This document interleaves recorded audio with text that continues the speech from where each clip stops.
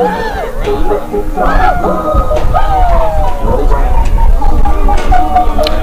folks, good afternoon. Welcome to Dripping Springs, Texas. This is Timberwolves Baseball Today, live worldwide broadcast, Cedar Park Baseball on the Vype Network. I'm the V of the T, Brad Cohen. Les Clary is our QA today. It's going to be a tough day or an easy day for Les. Les is monitoring our broadcast for quality assurance and is usually in communication with me, tell me this or that issue, and I make adjustments. Well, today we've got the worst possible conditions for these 62-year-old eyes of mine. I can't see Jack squat. If Jack was squatting, I couldn't see him. I can barely see my laptop. I can't see my phone, so even if Les were to send me messages about things to adjust, I wouldn't be able to see them coming across the phone in this bright sunlight. So it doesn't happen very often because it's usually night games or we're able to be in a press box in daytime. Not today. Out in the scheduled 100-degree heat and bright sunlight, absolutely no clouds anywhere. I can see nothing as far as my laptop. I was lucky to get it started because of that. No update to the data block today in the lower left, the scoreboard thing. I've got the right teams in the right places. Cedar Park is visitors, Dripping Springs at home. We are at Tigers Stadium in Dripping Springs. I won't be able to see to make the miniature little updates we have for our menu system to keep track of the outs and the score and the inning and all that stuff. So I'm going to be in radio mode today, as I was telling Les earlier. Before we did video, we just mentioned the inning and the score and the outs and situation fairly often, so you all will know what's going on. The other thing is 100-degree scheduled temperature. That's in the stands. On the field, artificial turf, you might be able to see it's going to be 110 to 112 for these poor kids. But they're 18 and down there drinking a lot of water. I'm drinking a little water and I'm 62. It's entirely possible that if Cedar Park does not win Game 2, which is our first game today, we may not have a Game 3 broadcast because this old buddy may be given out to heat prostration. Also, it's possible that our equipment, which is sitting out in the sun baking for 5 or 6 hours, could also overheat. The broadcast could drop at any time. So those of you who are saying, well, it's too hot, I'll stay home and watch Brad's broadcast, good luck with that. It's not going to be nearly as good as usual, and it might end unexpectedly. But it's still probably more comfortable sitting in your chair in the air-conditioned house than out here in 100-degree heat in these metal stands boiling around you. Last night, the Timberwolves took a 6-1 win in Game 1 of this, one of the things that happens here is I moved my head, my cable turned the volume up. Yeah, I was saying last night Timberwolves took a 6-1 win in Game 1 of this best-of-3 series back at the home complex. Adam Vaughn struck out a career-high 13, scattered 4 hits. That puts us in a position where we need to win one of 2 possible games today. Now, having said that, in my vast experience, what it really means that we need to win this game. In all the years I've been doing this, the great majority of the time, the team that wins Game 2 wins the series, obviously, if they've already won Game 1. But what most often happens is that even if you've won Game 1, if you then lose Game 2, you turn right around and find a way to lose Game 3 as well. That has happened both to us and for us many times over the years. The Tigers finished third in 26-5A. They're 18-12. Cedar Park 19-8, co-champions of 25-5A. Working out of the number 2 seed. Cedar Park owns a series lead against Dripping Springs, 9 games to 5. Timberwolves going for win number 20 on the season. It would be the 10th time in the 23 seasons to hit that mark. This game, the 303rd broadcast of Cedar Park Baseball on either KMAX Sports or Vype Live Network since we started back in 2008. We've won 192 of those. Timberwolves going for all-time win number 422, and it would be the 216th career win for head coach Lanny Rames. Look at Coach Williams' record, personally, 56-24 at Cedar Park. Better than 2 out of every 3. 22-7 in district, better than 3 out of every 4. And 5-1 in the playoffs, that's 5 out of every 6. All of those winning percentages are the best of any Cedar Park baseball coach ever. Weather today, we already talked about it, sunny, windy. It's coming straight out of center right at us at home right now. It has also come out of right, headed for home. 97 when we got here, 100 down, may get hotter than that. Humidity, unacceptable. Umpires, 4 of them again with the playoffs, meeting at home plate, as you can see there. As usual, I've tried to include first base at the right edge of the screen, and that precludes us getting anything of third. District results so far in the first round. Libertyville 14, Buda Johnson 13. I guess Johnson missed an extra point. Libertyville needs to win 1 today to get the winner of San Antonio Brackenridge and Medina Valley. Medina Valley won their game 1. Rouse fell to the champion of 26-5A. New Braunfels Canyon 7-1 last night. They need to win 2 today to stay alive. And if so, they get the winner between 2 San Antonio schools, Burbank and McCollum. McCollum beat Burbank last night. Georgetown played one Thursday night, won it 3-0. Played last night, won 11-1 over Alamo Heights. So swept the Mules in 2 games. They'll play the winner of Floresville or San Antonio Kennedy. Floresville lose that 1-0. So that brings you all up to date. Ow! I just touched some of my equipment. I hope this equipment lasts at least as long as I do here today. Hope that's through at least a first game Cedar Park win. See the coaches headed to a meeting with the umpires at their lineups. I can give you Cedar Park, can't give you Dripping Springs. You don't have a roster or a lineup for them, so this broadcast keeps getting worse. We will lead off with the pitcher, Cade Davis. Batting second at shortstop, Julian Swift. Batting third, catching behind the plate, Lou Alonzo. Batting cleanup, playing first base today, Adam Vaughn. Adam, last night, the winning pitcher, went all but 1 inning. As Ethan Becker came in with a save with a 5-run lead. Adam struck out a career high 13 batters last night, scattered 4 hits. Batting fifth today, center fielder Christian Pickens. At 6 in left field, Houston Molinaro. Batting 7th, DH Murray Robinson. He'll DH Maria Garcia playing second base. Batting 8th, the third base, Quentin Mullen. Batting 9th, right fielder Ethan Becker.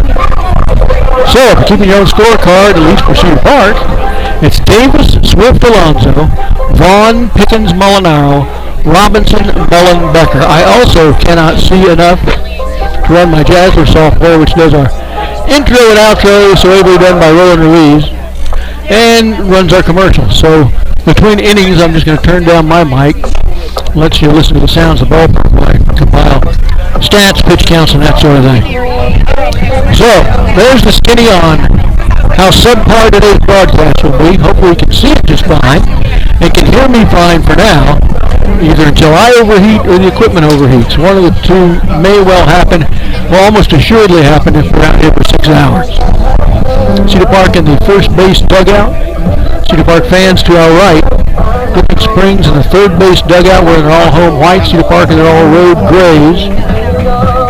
Fans in front of me are a mix of Cedar Park and Springs fans. Most fans are left are Dripping Springs Tigers fans, and they've done a nice little thing. I'm not even going to try to move the camera over there, so I can't see if it's on it or not, and I wouldn't be able to get it back right to the right shot of the field if I did, but they've got 3 or 4 big 10-foot square, 12-foot square awnings that they have mounted at the top of the stands over there, and most of the fans are up under those awnings in the shade. Good thinking. I brought myself a large beach umbrella that I was going to put up around me, but the wind is so bad it turns the umbrella inside out. So I'm just out in the raw sunlight, destined for some sort of overheating. Let you listen to the PA announcer here announce that, well, he's doing the Cedar Park lineup first, which I've done. I will tell you of a plan B for game 2 if we can't do it. My good friend Melvin is the voice of Dripping Springs Tiger baseball. Been doing that for a couple of years. I filled in for him in the playoffs one time last year on Vype. They're also on Vype. He is inside in the press box in his normal spot, and if for some reason we can't do a Game 3 broadcast, Game 2 of the day, you can back out of this link, back to the Vype site, find the Dripping Springs Cedar Park game from the Dripping Springs link, and go watch it with Melvin. You'll get, not our normal Cedar Park centric view of the game. You get their view, but at least you can watch the action.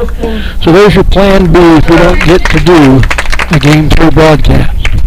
Batting 6, playing left field, number 22, Houston Molinaro. Playing second base, number 3, Austin Garcia. D18 for him, In the 7th position, number 16, Harvey Robinson. Batting 8th, playing third base, number 15, Quentin Mullen.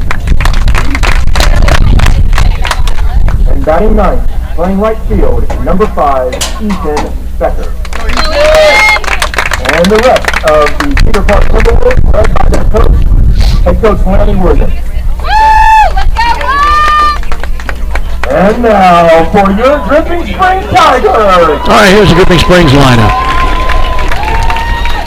I'll try to keep up with it on the score sheet. Playing pitcher, number 22, Nico Rivas.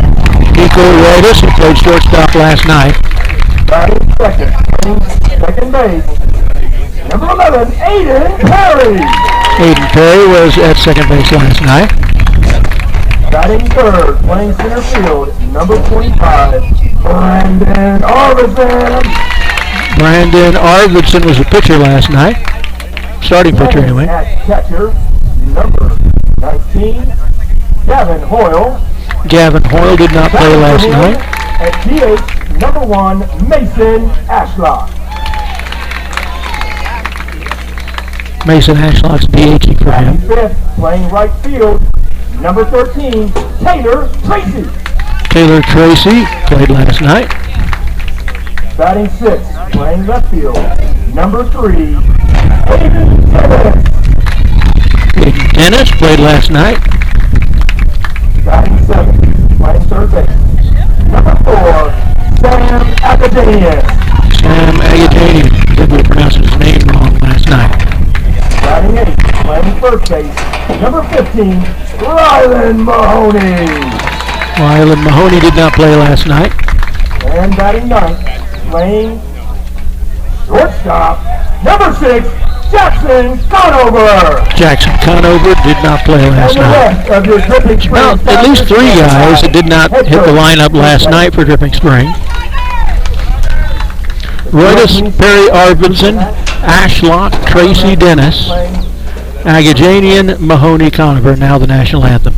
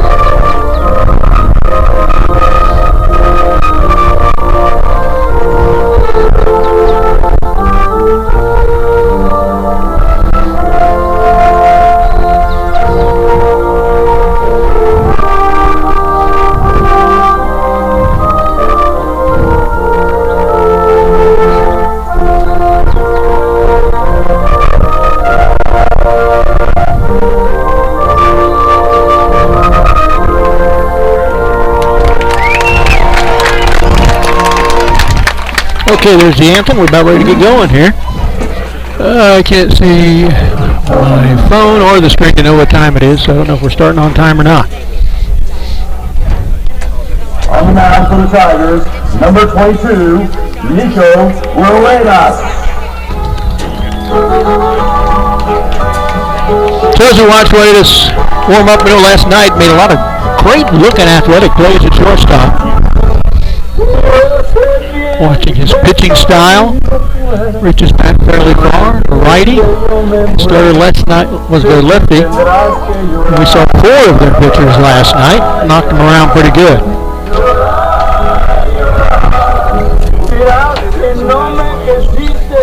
So defense behind him in the infield, Sam Agajanian, at third base. Shortstop Jackson Conover. Second baseman Aiden Perry. First baseman Rylan Mahoney. All those except for Aiden Perry are different than the infield last night. Outfield defense across from left to right. Aiden Dennis, Brandon Arvidsson, who was a starting pitcher last night, a lefty. And in right field, Taylor Tracy. Hoyle, the catcher, they're DHing for him. And that is a different catcher than the two they used last night. Remember, their starting catcher got hurt in the second inning. Maybe it was the first inning. And replaced him with a different guy. It was not this guy.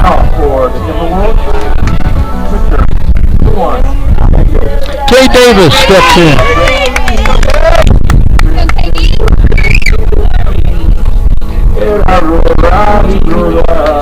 Cade comes in hitting .376.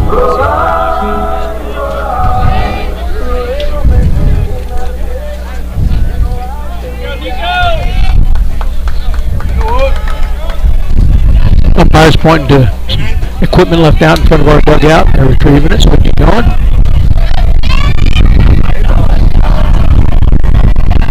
And we're underway. Inside with that first one to Davis, 1-0.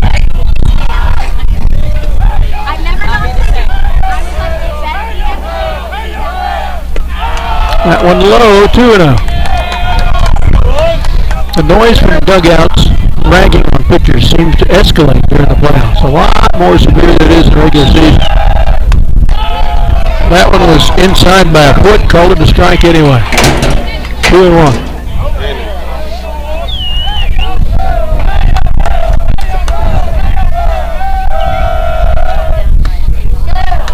A little high, maybe a little outside, 3-1. Davis looking to become a 77%er, getting on base for free to lead off an inning. Scores 77% of the time in American high school baseball, and he is a 77%er. See if we can come through with that. In our experience, that has pretty much proved true. It's about 4 out of every 5 times somebody gets on base in one of our games, whether it's us or them, for free to lead off an inning. They score. Here's Swift, the shortstop. Julian comes in hitting .416 at a good night last night. Swung at one that was a little outside, got a piece of it, 0-1.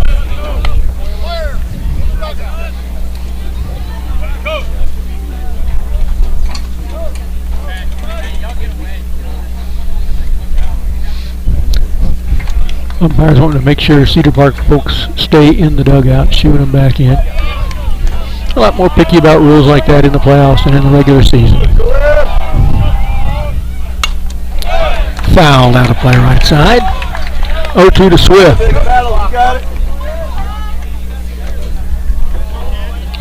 Swift with 7 doubles, a triple. A pair of homers this year.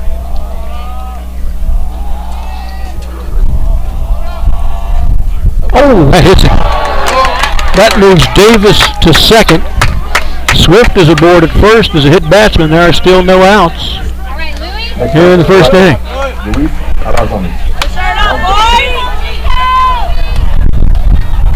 So here is Louis Alonso.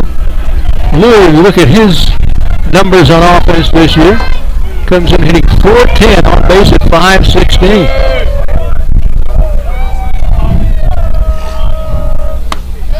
Called strike one on Louis.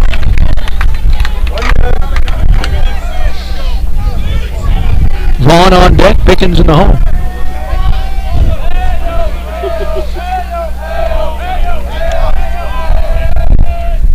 Swung on and lifted to left. The wind's going to beat it down. Left fielder hardly has to move before making the catch. Getting the ball in. Aiden Dennis out there for the Tigers. One down. Again, I won't be able to update the scoreboard block down there for you to show you the outs and the inning and the score because I can't see. But there's one down here in the top of the first. Davis at second, Swift at first for Adam Vaughn, cleanup hitter today and playing first base. A little high, 1-0 to Vaughn. Vaughn's numbers from the plate, 14 hits, 8 singles, 5 doubles, a homer, 12 RBIs, comes into the game hitting .412.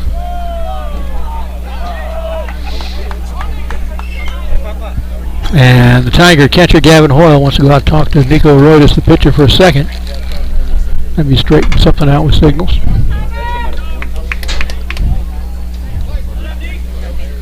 No outs, runners at first and second for Cedar Park. 1-0 to Adam Vaughn. Nice little bender that finds the inside edge, 1-1. Pickens on deck, Molinaro in the hole for the Timberwolves. Decent lead at second for Cade Davis. Pitcher looks at him twice. And he kicks him back. Didn't like the lead. It was a pretty severe one.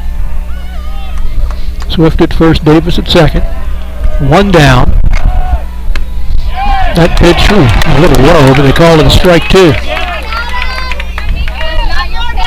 Catcher caught it about 4 or 5 inches off the ground.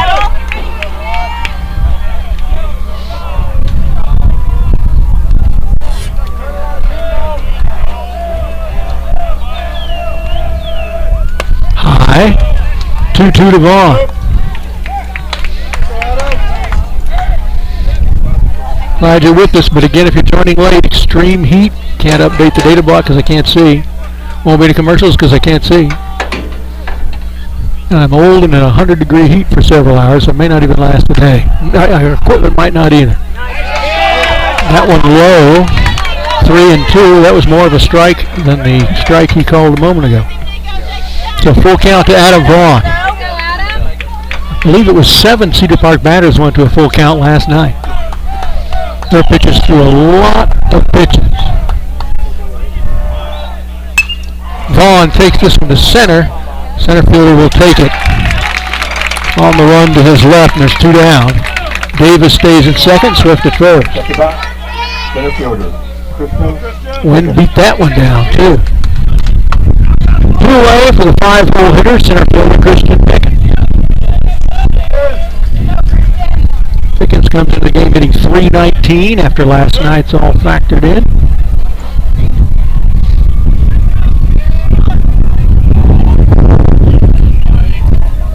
Right, a couple of looks at Davis. He's got a big lead again. Here's the pitch. And no pitch. May have been called time by Pickens. So still no count. It's a no pitch except in the pitch count.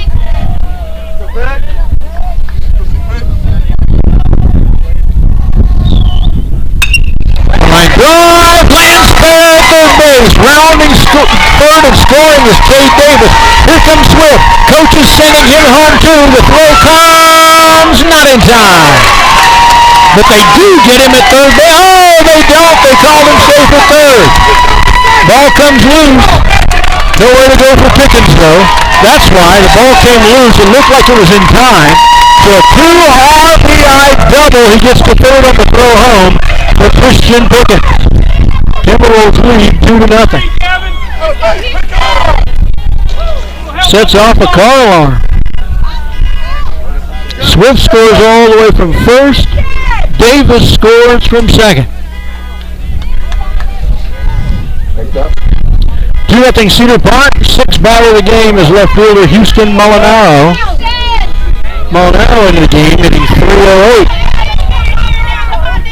Cedar Park a good hitting team. First 6 batters. .308 is actually the lowest batting average. Foul territory. Catcher and third baseman chasing it, and neither one of them can come up with it, and they hit each other. Looks like they're both okay.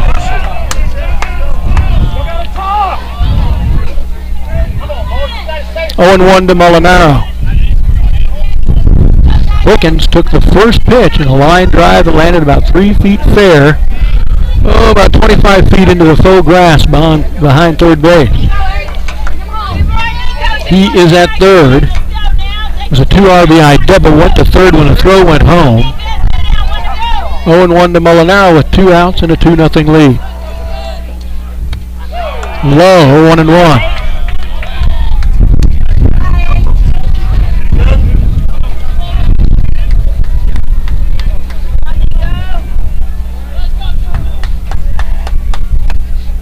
Inside on that one, 2-1 to Houston.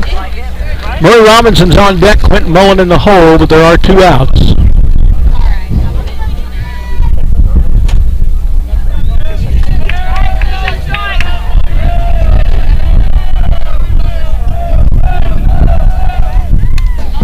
Got a piece of that. safe. I thought he got a piece of it, a foul ball. I think that's what their coaches have come out and talk about. I could have sworn that went off as bad as a foul ball. Should have been dead. I believe that's what the Dripping Springs coach is talking to the umpire about. If not, then Pickens comes home and it's 3-0. And they're going to ask for help from the other umpires. Tell you what, even though I'm biased for Cedar Park, I was pretty sure that hit the bat of Molinaro.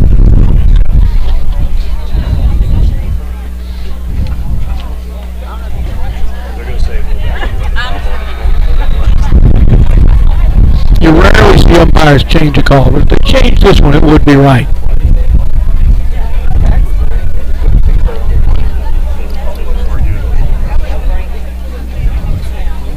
And we know the history of our program, we don't get any luck anyway.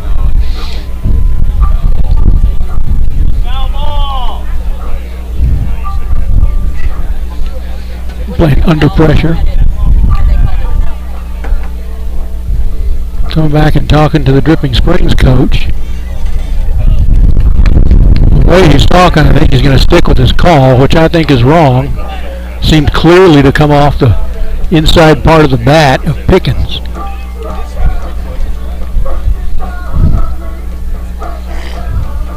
And that's what the call is, so I'll mark it down in my book. It's strike 2 on Molinaro. Pickens scored. It's 3-0 Timberwolves, still with 2 outs.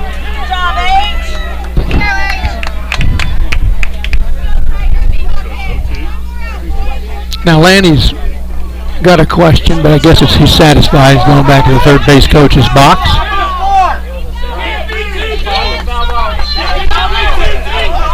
Two the count.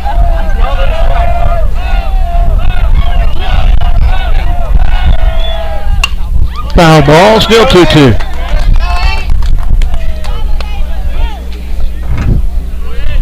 I know there's a Tiger fan saying it can't be 2-2. Well, it was 2-1, and that was either a foul ball or just a strike. Because he missed it. That one outside, 3-2. Full count to Molinaro, nobody on board. 3 runs are in, 2 outs. Here in the top of the first. Ground ball foul right side. We'll do full count all over again. This will be pitch number 8 of an extended at-bat. What with the umpires conference in the middle of it and everything. Seems like Houston Molinaro has been there in the left-handed batter's box about 5 minutes. And he calls time. 3-0 Cedar Park here. Sorry, I can't see my screen well enough to update the data block for you in the lower left. Pitch high and outside, and a walk. Second of the inning. He also hit a guy for Nico Royden.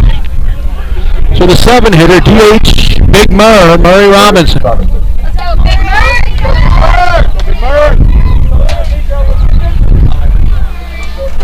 Murray can give the ball a ride. He has a few times this year. Getting 256. This one's inside. The runner goes to second. Throws in time, and they get it. So Murray will be back at the plate when Cedar Park comes back in the top of the second. They send 6+ batters to the plate. There's a walk, a hit batsman, a 2 RBI double, another walk. That guy was stranded. We scored 3 and lead 3-0. We'll be right back in a minute. Let you listen to the sounds of the ballpark.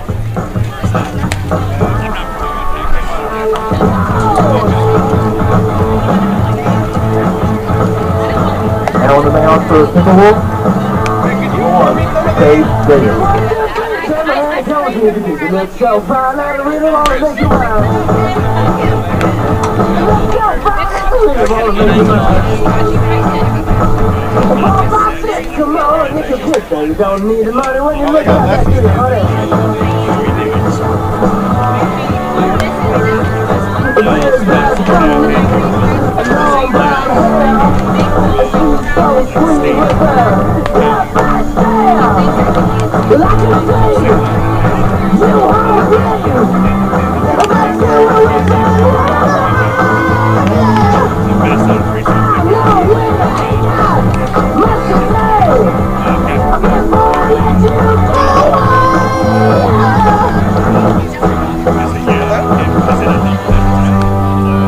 I said, are you going? Now batting number 22. All right, welcome back to the ballpark. Their pitcher's leading off, just like ours is. Nico Roidas, also their shortstop when he's not pitching. Good player. Could be the best player on their team. He'll try to start it off for Dripping Springs. Against Cade Davis, Louis Alonso behind the plate. Infield defense behind Cade Davis from third to first. Quentin Mullen, Julian Swift, Ian Garcia, and Adam Vaughn. Outfield left to right, Houston Molinaro, Christian Pickens, Ethan Becker. Swing and a tip, 0-1.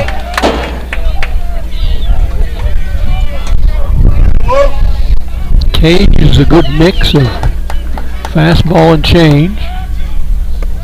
That one a little outside, 1-1. Aiden Perry, their second baseman on deck, and the center fielder Brandon Arvidsson, who had a RBI double last night. This one's sent to center field. Pickens is back and underneath it. Tall one makes the catch, one down.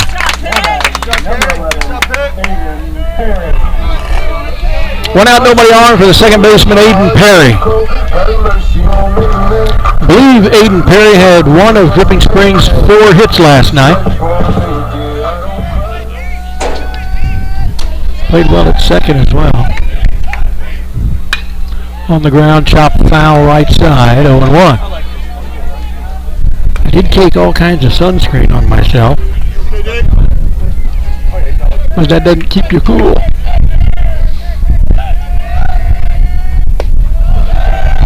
Low for that one, 1-1.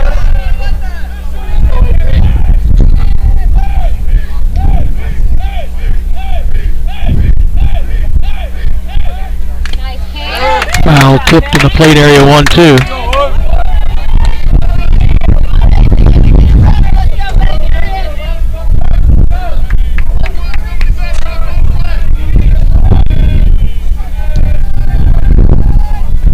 Swing and a miss.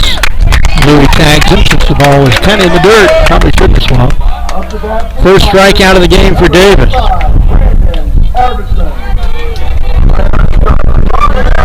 Brandon Arvidsson playing center field today. Was their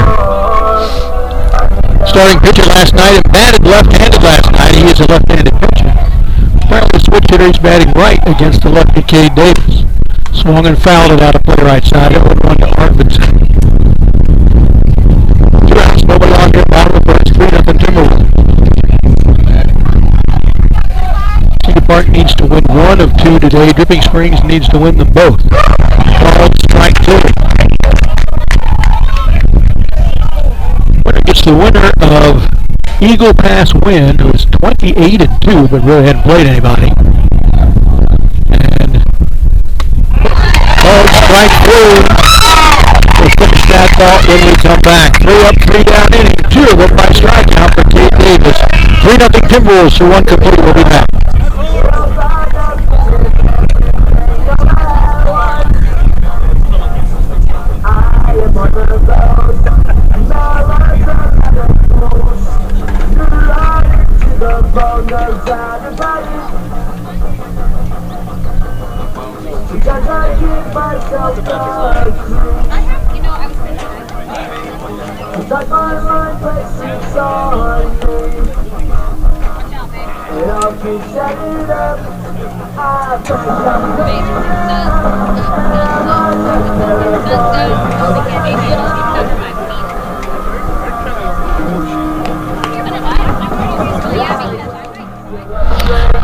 All right, we're talking about who we get next, or whoever the winner of this series gets next.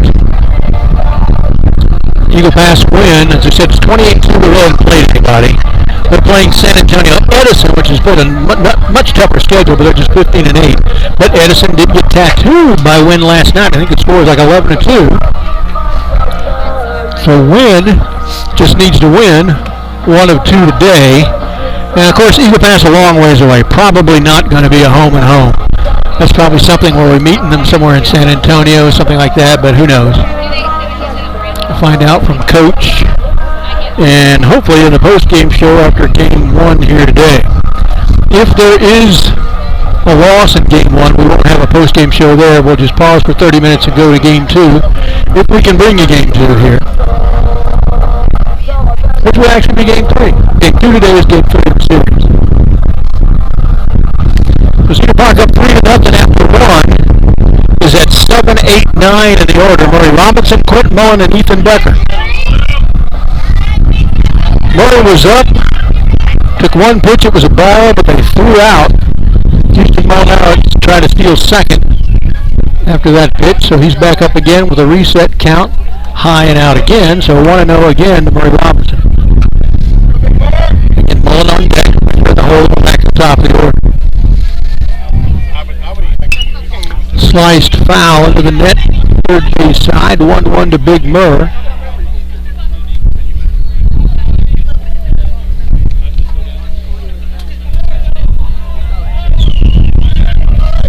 .56 the batting average for Murray this year.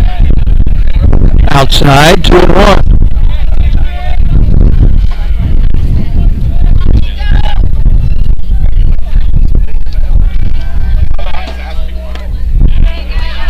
Called strike 2, 2-2 to Murray.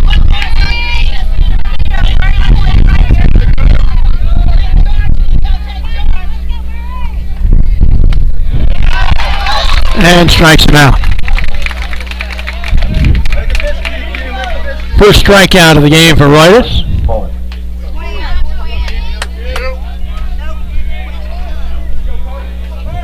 Quentin Mullen, third baseman today.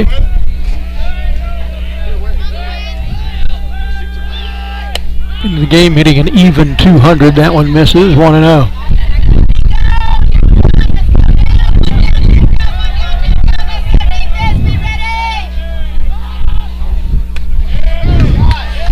Misses as well. You know, I can't even see the scoreboard out there in this bright sunlight. Lights aren't lit bright enough to confirm my count. This one's taken to second base in the air. Aiden Perry makes the catch, 2 down.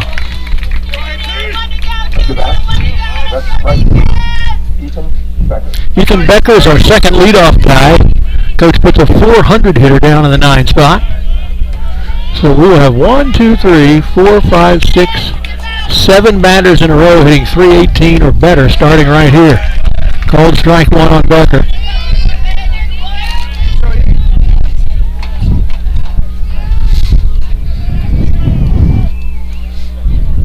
There's another good pitch right down the tube, 0-2. I wouldn't mind if everybody goes 3 up, 3 down the rest of the game. Be out of the sun.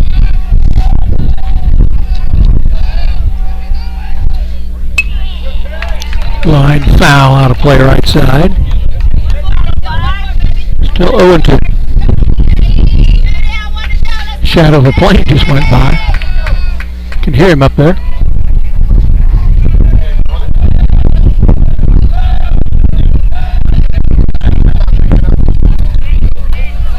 Outside, 1-2.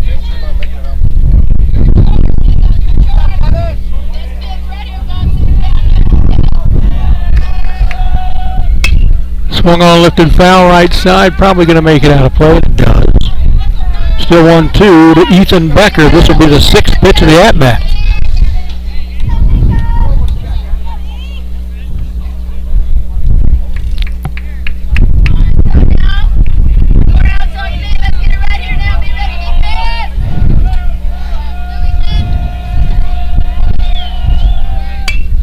Leans and gets a piece of it to stay alive over towards our dugout. Still 1-2 to Becker. 2 outs, nobody on here. Top of the second. 3-0 Timberwolves.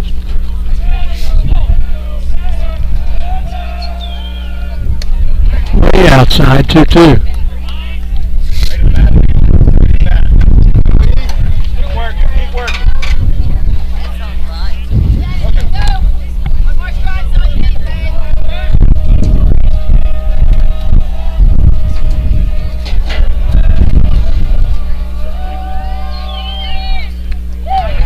Also outside, nicely blocked by their catcher Gavin Hoyle.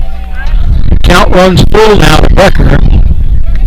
This will be the 9th pitch of the at-bat. swings and strikes out in 9 pitches. 3 up, 3 down for Cedar Park. We're through 1.5. Be back. Now batting number 1. All right. Bottom of the second now. 4, 5, 6 in the order for Dripping Springs. DH Mason Ashlock will lead off, and the right fielder Taylor Tracy and left fielder Aiden Dennis.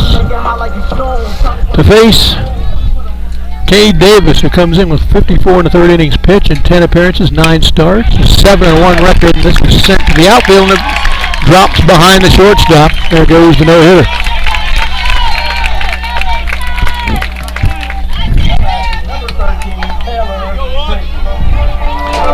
Taylor Tracy steps in, 5-hitter, right fielder.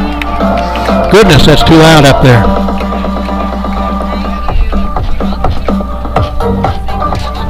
No outs, 1 aboard here. Up 3-0 in the bottom of the second. Tigers at the plate. Taylor Tracy to face Davis. First time out of the stretch with a man aboard. There's a change, stays high. 1-0.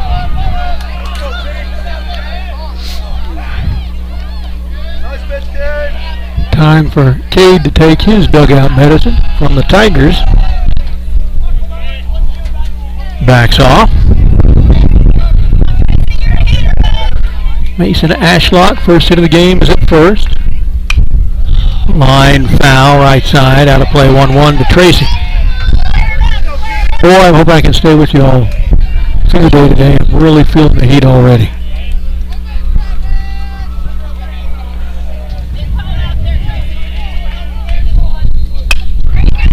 Line drive through the 3rd baseman. Lunged at it, couldn't get to it. 2 hits in a row. Moves Ashlock to second, still no outs. Runners at first and second for the 6-hitter, left fielder Aiden Dennis.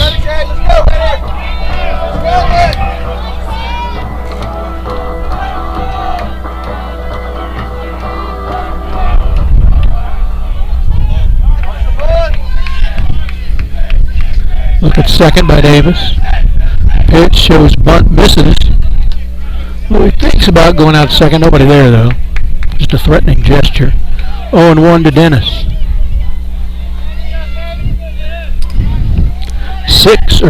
5 of the 6 batters for Drip have started out 0-1 against Cade Davis.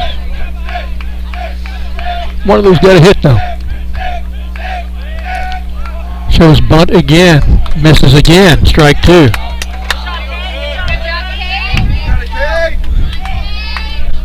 Bunt is probably off with the 0-2 count now. No outs. Runners at first and second for Dripping Springs. The tying run is at the plate. On the ground. Second baseman on it. Flips to 2 for 1 and over 1 for 2. A great 4-6-3 double play. Garcia to Swift to Vaughn. 2 down. Mason Ashlock does make it to 3rd for the Tigers.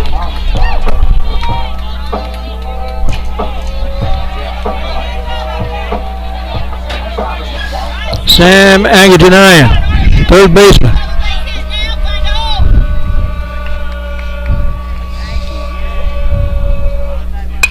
On the ground at the second baseman again, Garcia. Good throw over to first, and the inning is done. 45 seconds to go, we're in trouble. Now we're out of the inning. That's baseball for you. We'll be right back.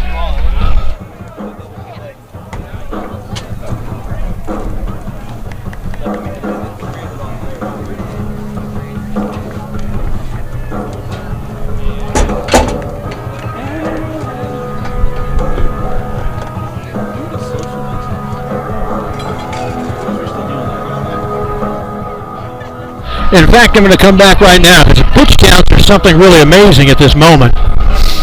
Their guy Nico Roydas threw 2 innings. He's thrown 43 pitches already, 23 strikes, 20 balls. Barely better than a 1-to-1 strike-to-ball ratio. Coaches are looking for 2-to-1. Cade Davis has thrown only 18 pitches, 15 strikes, 3 balls, a 5-to-1 strike-to-ball ratio. In 2 innings, Cade Davis has only thrown 3 called balls. Giving up 2 hits, has 2 strikeouts. And a 3-0 lead. And he will lead off the top of the third. Davis, Swift, and Alonso.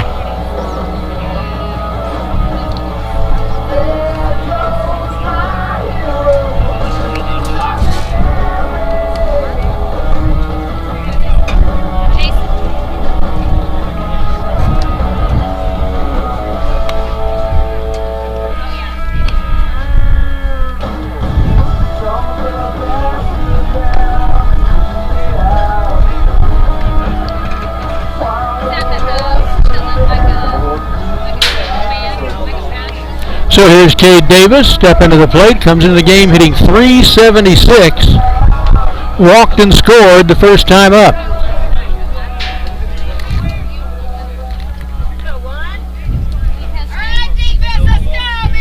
Swift on deck, Alonso in the hole.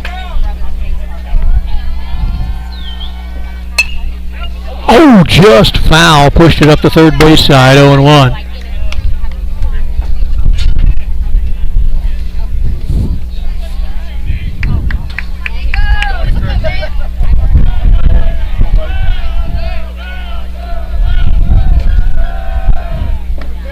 Called strike 2. Something off speed, catches the outside edge. Nobody on, no outs. Cade Davis leading off here at the top of the third. On the ground towards the shortstop. Makes the throw on the run, not in time. Cade Davis beats it out. Infield single to short. He had to come way up and to his right to get it. Couldn't get a throw off in time. Up to bat, Swift. Only the second hit of the game for the Timberwolves, even though they lead 3-0. Done it with 3 passes, 3 of them, 2 walks and a hit batsman. That hit batsman was Julian Swift here.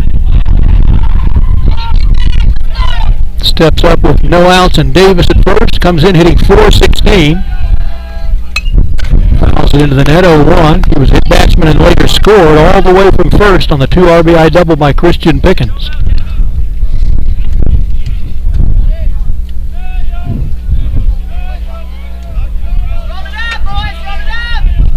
The 0-1 pitch from Reuters. Now back into the net, 0-2. Swift quickly behind.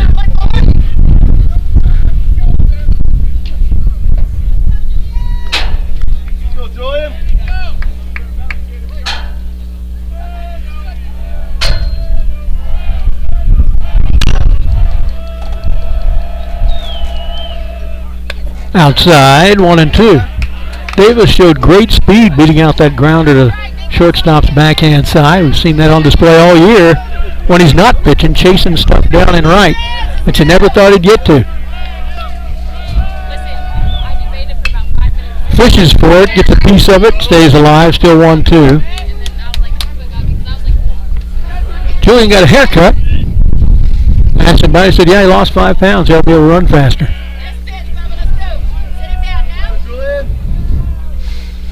Running pretty fast, scoring from first a few minutes ago.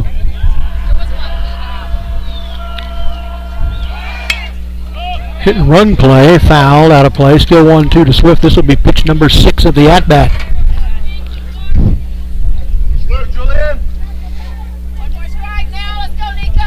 No outs, Davis at first, top of the third, 3-0 Timberwolves. Trying to add to that lead. This one's taken to center. Not having to move much. Making the catch out there is Brandon Arvidsson. 1 down. Up to bat, 1 out, Davis at first for Louis Alonso, hitting in the 3 spot today. Comes in hitting .410. Popped out a high fly ball to left the first time.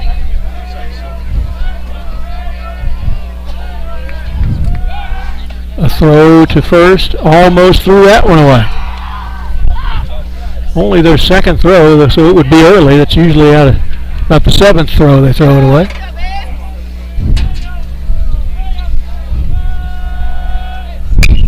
This one's taken to right, chasing it into foul territory, can't make the catch.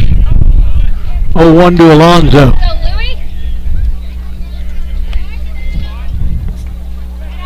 As hot as it is in the stands, it's probably 10 degrees hotter out on that rug. But I could take it a lot better at 17 or 18 than I can at 62.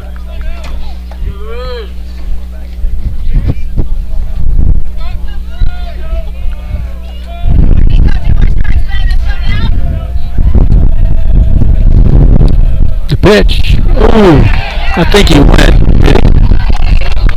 Pitch was outside, but did he go? Catcher's trying to appeal. Wow, it seemed pretty clear to me that he went around, but we'll take it. 1-1. Yeah, I don't agree with that call. But again, we'll take it. We're owed a few bad calls by the umps over the years. We'll cash that one in.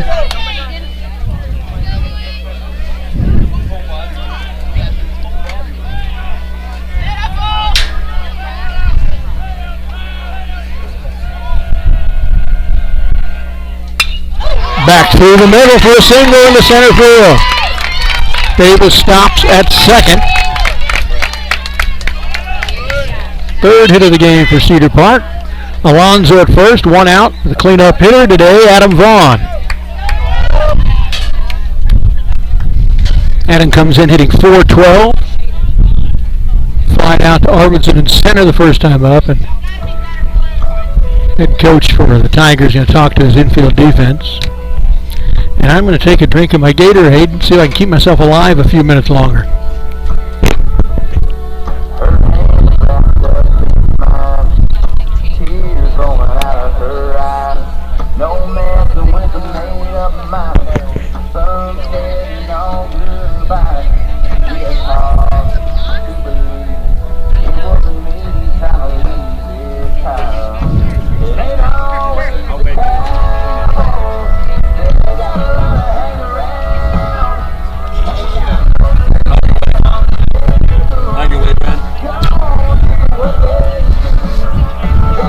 Conference is over. Lanny Williams is talking to his offensive players as well, getting strategies and tactics straight. Adam Vaughn, a .412 hitter in the cleanup spot, waiting for his first pitch.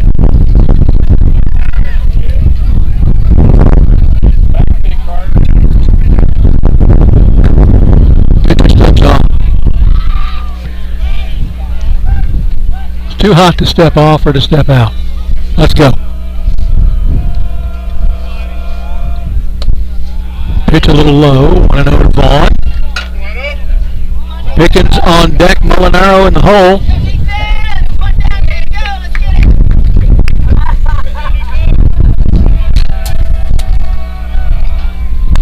Swing and a miss. 1-1 to Vaughn. One out, Davis at second, Alonzo at first. 3-0 Cedar Park, top of the third. Kind of in radio mode, keep giving you that information because I can't see to update the scoreboard block. The sun's too bright, burning out my screen. On the ground, right at the shortstop, he goes to second for one, across the first for the other. To end the inning before Cedar Park can score. So Cedar Park strands a guy rounding third at the time. Inning ended. Still, through 2.5, leads 3-0. We'll be right back.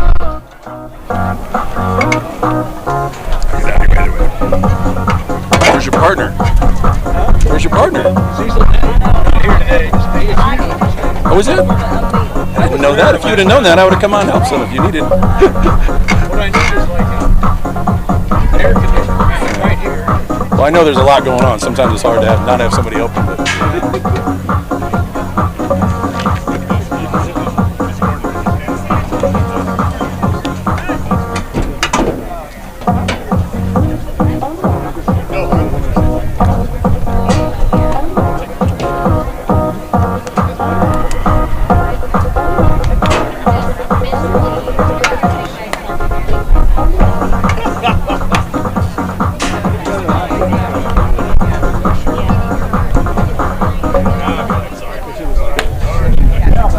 Number 15, All right, welcome back to Tiger Stadium in Dripping Springs.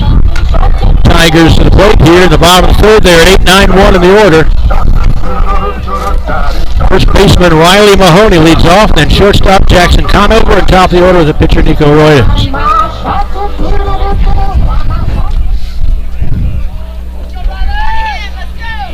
Lefty on lefty here. High and outside from Davis, 1-0. One of the second guy in the first 8 batters to not start out 0-1 against Cade Davis. 1-1. Cade on. Only 18 pitches thrown coming into this inning. 15 strikes, 3 balls. Swing and a miss, 1-2. 17 strikes, 4 balls now on the game for Cade Davis.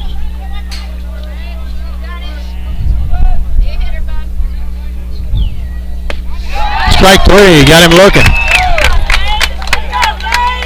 Third strikeout of the game for Davis, 1 down. 9-hitter, shortstop Jackson Conover.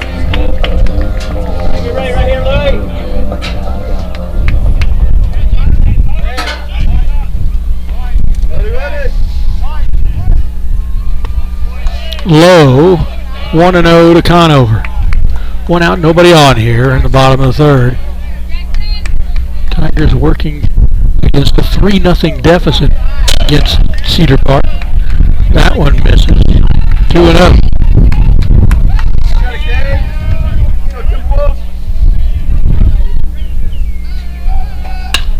On the ground, off the third baseman.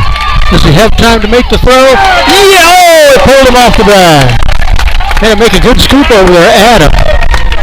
Ball went off his glove. He had time to go get it and make the throw in time. But Adam stretched and foot came off the bag. So I have to say an E5 on that one. Top of the order with the pitcher Nico Royals with 1 out and 1 on.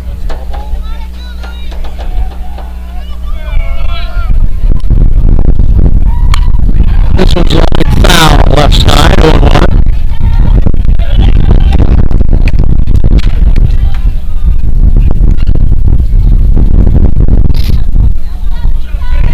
It's so hot, it's making my nose. I can get so cold your nose will run. We're at the other end of the spectrum now. It's so hot my nose is running. Let's throw down to first and it goes into the outfield. Nice backup out there, however, by Ethan Becker. Runner can't go anywhere. So it's our first throw to a base and we threw it away.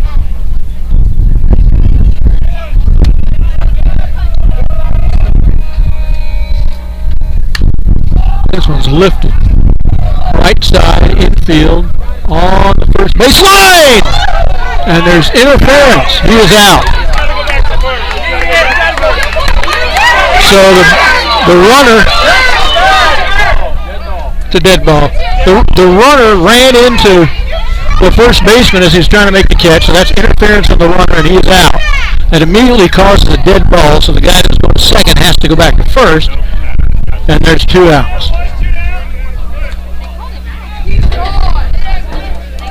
No, he didn't! No, he did not! Stop saying that! It's not true! You don't know what you're talking about! Don't talk! Learn the game, dumbass!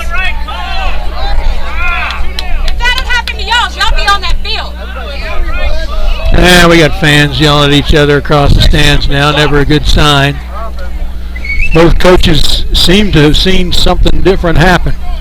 What clearly happened is that the first baseman was on the foul line about to make the catch, and the runner just ran over him like a fullback into a linebacker, which you can't do, and he's out for that.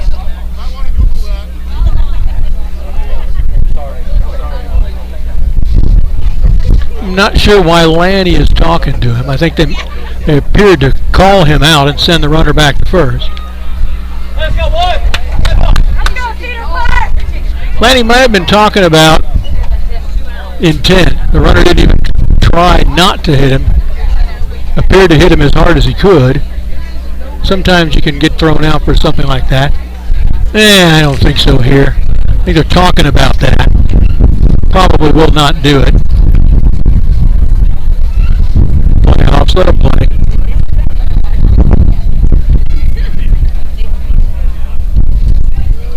So runners back at first. There are 2 outs, so reality wins out for Aiden Perry, the second baseman.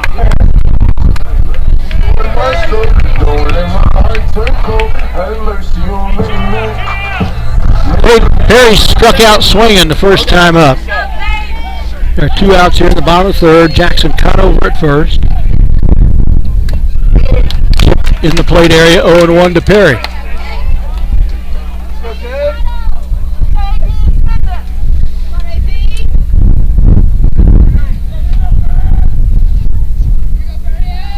A throw to first, nothing to it.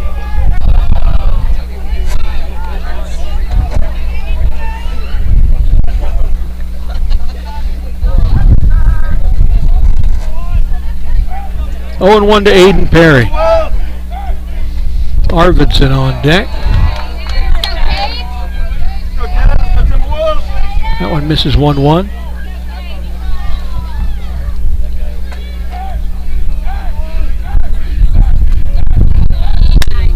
This one is lined towards left. Back and over he goes. The wind really gave it a ride, but he makes the catch out there.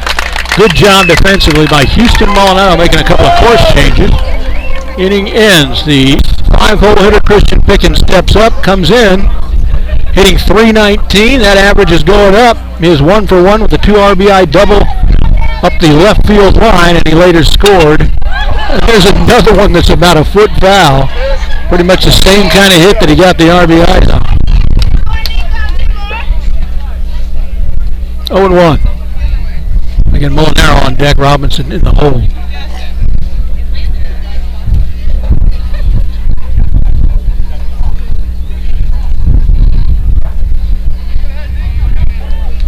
It is not getting any cooler.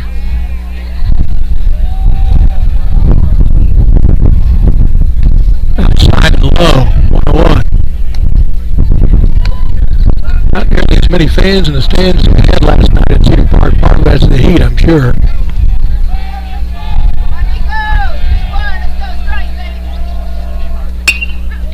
Driven foul out of play right side, 1-2 to Pickens.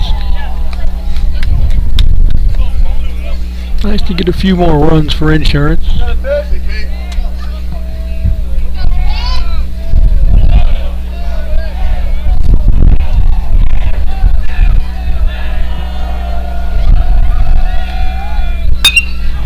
This one taken to right. Back he goes underneath it and makes the catch. Another tremulous last 40 feet on the drop for that ball in this wind. But he did a good job out there, right fielder Taylor Tracy tracking it down, 1 away. Houston Molinaro, left fielder, comes in hitting .308. Walked and was caught stealing second. Fouled back into the net, 0-1. An Eagle Pass win for San Antonio Edison, the Fighting Light Bulbs. Edison has to win 2 today from the Eagle Pass win. Interesting if they were the Eagles. Eagle Pass win, Eagles win. What a great headline. One misses 1-1.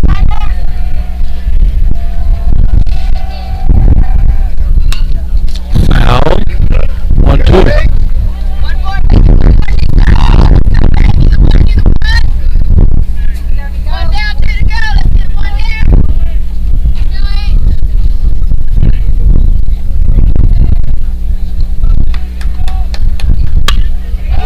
This one is driven to right, but right at him. He makes the catch. 2 down. Both of them in right field. Murray Robinson with 2 outs and nobody on. Batting in the 7th hole. Comes in at .256. Struck out looking at a 2-2 pitch in the second. On the ground in between second and... Oh, second baseman makes a great diving stop to throw out Murray. What a great play at second base by Aiden Perry. He made some last night as well. 3 up, 3 down for Cedar Park. First time in the series. We'll be right back in the middle of the third. Halfway through the game with the film crew girls, Ethne. Into the dugout to get me a water. Coach said I could have one of their waters or Gatorades whenever I wanted today, and I want it. taking him up on the offer. To the bottom of the fourth we go. 3-4-5-2 in the Tigers' order. 3-0 Cedar Park. Scored all 3 runs in the first inning. Scored 4 of their 6 last night in the first inning. Here's Arvidsson, struck out looking at an 0-2 pitch the first time. Playing center field today. Fouled back into the screen, 0-1.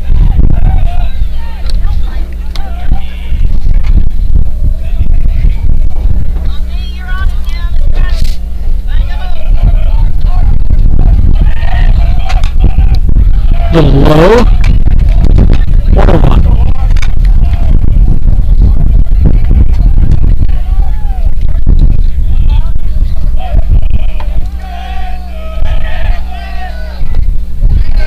Inside, maybe low as well. 2-1.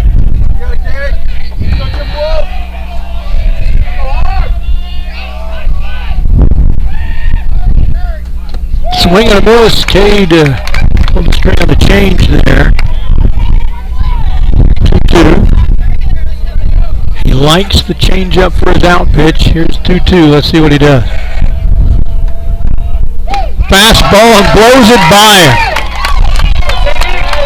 Changed it up by not doing the change.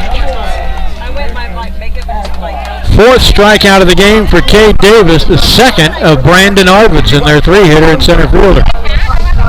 So 1 down, nobody on for the cleanup batter, DH Mason Ashlock, who singled to the left side and was stranded at third. Outside, 1-0.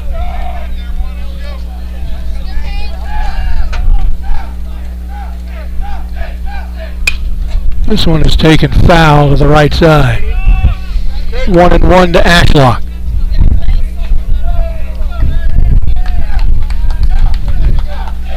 Rouse, the only team from our district that lost to one of their teams so far in the first round. Georgetown's already won its series 2 games to none. That one's high, 2-1. We and Liberty Hill up 1 game to nothing. In our best of 3 series coming in today, that one's a strike, 2-2. Of course, if we win this series and win the next one, we likely would be facing one of our district rivals, Liberty Hill, in the third round.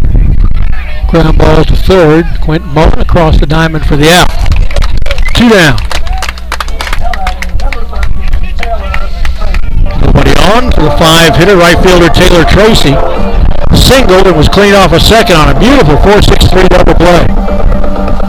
And here comes my water. Thank you very much. Oh, and it's so nice and cold. I should pour it on my head, down my back. This one's fouled right back at us.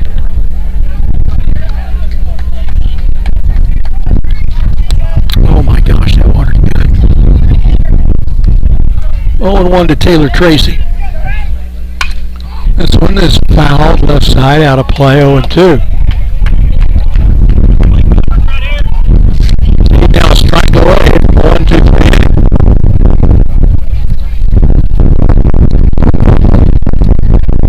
Here it comes. Swung on, top of the third.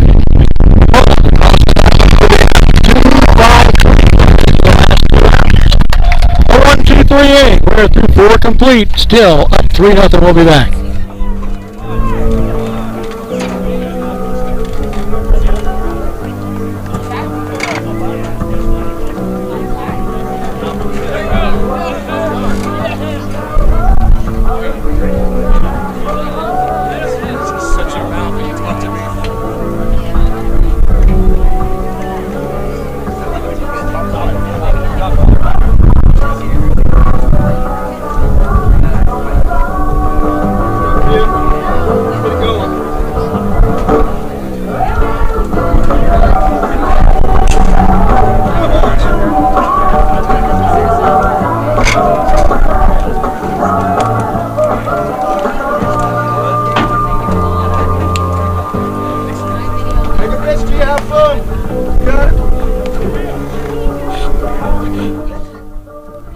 All right, here we are back at Tiger Stadium in Dripping Springs, Cedar Park. To the plate for the top of the 5th. It's getting late in this 7-inning game. leading 3-0 at 8-9-1 in the order. That's Mullen, Becker, and Davis. Royd is still on the mound for them. He's not doing a bad job, only giving up 3 runs. Scattered 3 hits. Struck out 1. Has walked 2 and hit a guy. And threw 3. A high pitch count though, 58. Oh, wait a minute. That's the last inning. Threw 4 rather. Still a high pitch count. 67 with 25 of those balls.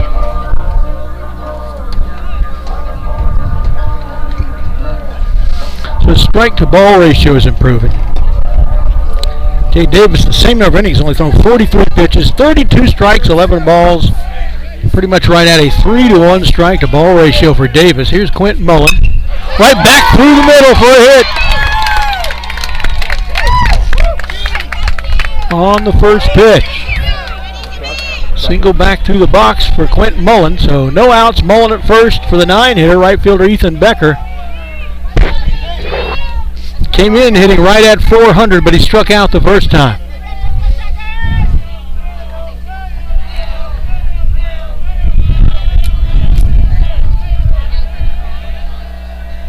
Shows bunt, pulls the bat back, rings him up as a strike. 0-1.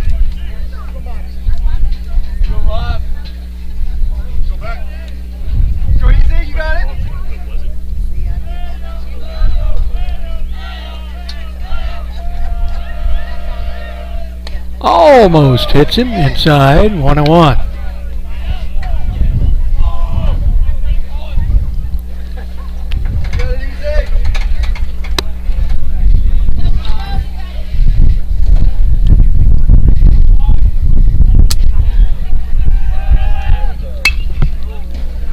Lined out of play, right side. 1-2 to Becker. Good crowd today. A lot of people over at my wide receiver park with umbrellas out. Shoot to my left as well, those that aren't underneath the 3 big awnings Dripping Springs fans have placed over their side of the stand. Throw to first, nothing doing. Their third.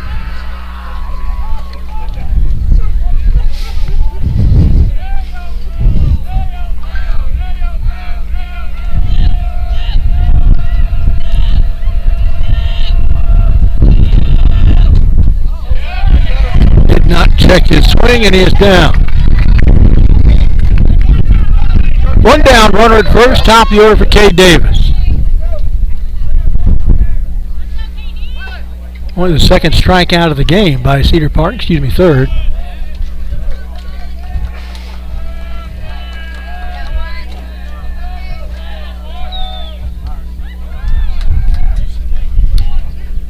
Davis into the game hitting .376, takes a low ball there. 1 for 1 today with a single and a walk and scored a run. Davis the only Cedar Park guy that have not gotten out yet. The shortstop is only plays at first. Now they've gotten him out. Did move Mullen to second, but there are 2 down.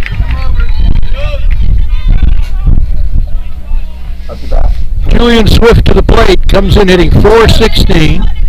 The hit batsman and scored from first on a 2 RBI double by Pickens. And he flied out to center his other at-bat. 2 outs. Great to get another run in, leading 3-0. Getting late here in the 5th. Low and outside, 1-0.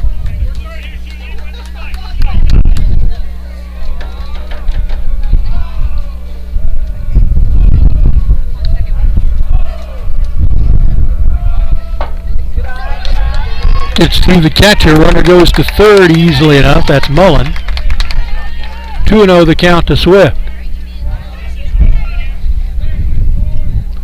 Catcher's going to go talk to the coach. He may have hurt his throwing hand a little bit. Or not. Thought he was gesturing to his throwing hand, but I think he's calling coach out to talk to him. Brief exchange of information. Now the 2-0. To Julian Swift. Sorry, those who might be sending email. I can't see enough to get the email going. Outside 3-0. Can see the game just fine. Can see my score sheet just fine. But anything with the computer equipment is a mystery. I'd have somebody help me to find the right buttons to start the stream. Probably have to do the same thing to stop it. It's called strike one. Strike zone grows immensely when it's 3-0. Remember Connie Cochran, our former coach, said if you can't throw a strike at 3-0, you're not a pitcher. There's ball 4. Julian goes to first. Second free pass of the day, although being hit in the left side probably doesn't feel like free to Julian. Louis Alonso, the catcher, comes in hitting .410, 1 for 2 so far, so his average is rising. Popped out to left, singled up the middle. Single up the middle brings home the 4th run right here.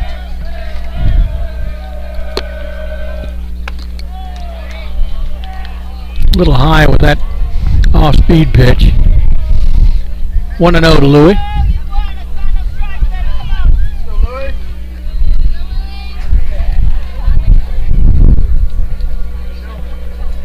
Man, this laptop is getting really hot. So am I. And this was sent to left, but not deep enough to fight the wind. Left fielder will be under it and make the grab to end the inning. We don't get our 4th run.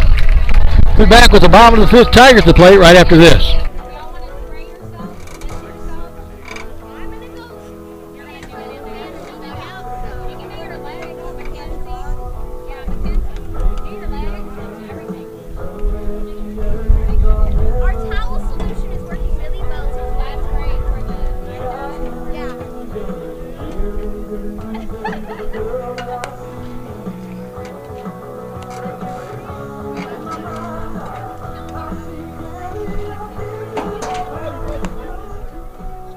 Well, folks, I can tell you right now, unless if you're listening, you might pass this on. If Cedar Park does manage not to win this game, they need to get 9 more outs before they give up 3 runs to do so.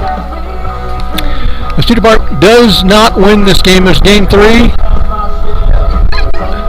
we'll probably not bring it to you. I am fast fading in this heat. My laptop is really, really hot. I have nothing that can shade it. The umbrella I bought in this wind just collapses when I try to put it up. I've tried it 3 times. And we will not be broadcasting a 3rd game of the series, the 2nd game of the day. That's inconsequential if Cedar Park holds this lead, if it doesn't lose the lead here over this last 2.5 innings. But plan B, as we mentioned earlier, if that happens, my good buddy Melvin, another Vype broadcaster, voice of the Tigers. He's in the press box. His equipment's nice and cool, and so is he.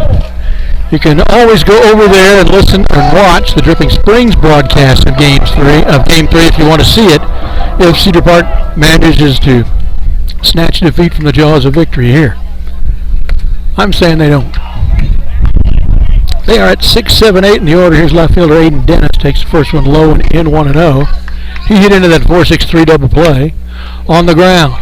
Davis snags it and jogs over towards first and underhands to Adam Vaughn for the out.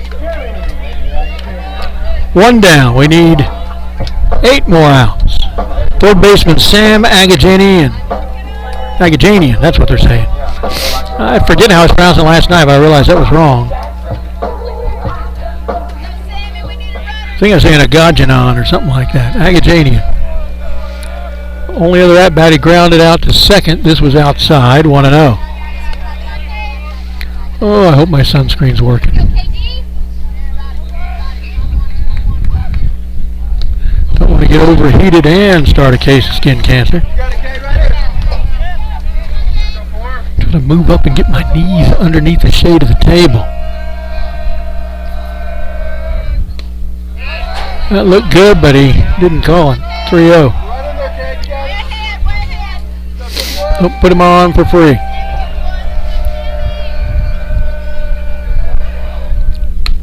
Called strike, 3-1. Pretty pitch.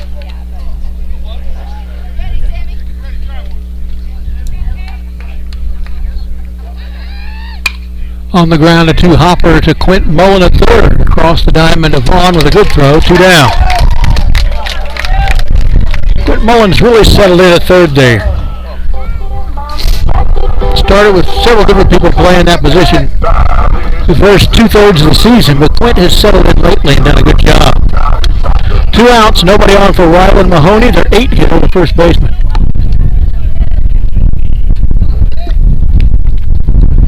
Fouled it back. He struck out looking at a 1-2 pitch. His only other trip to the plate. Well, I'm not even sure we have much of those games. Foul, back out of play, 0-2.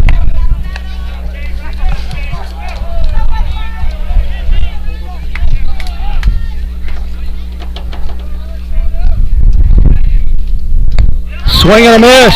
A 1-2-3 inning for the Timberwolves and Cade Davis. We'll be right back. Through 5 complete, still up 3-0. Cade Davis.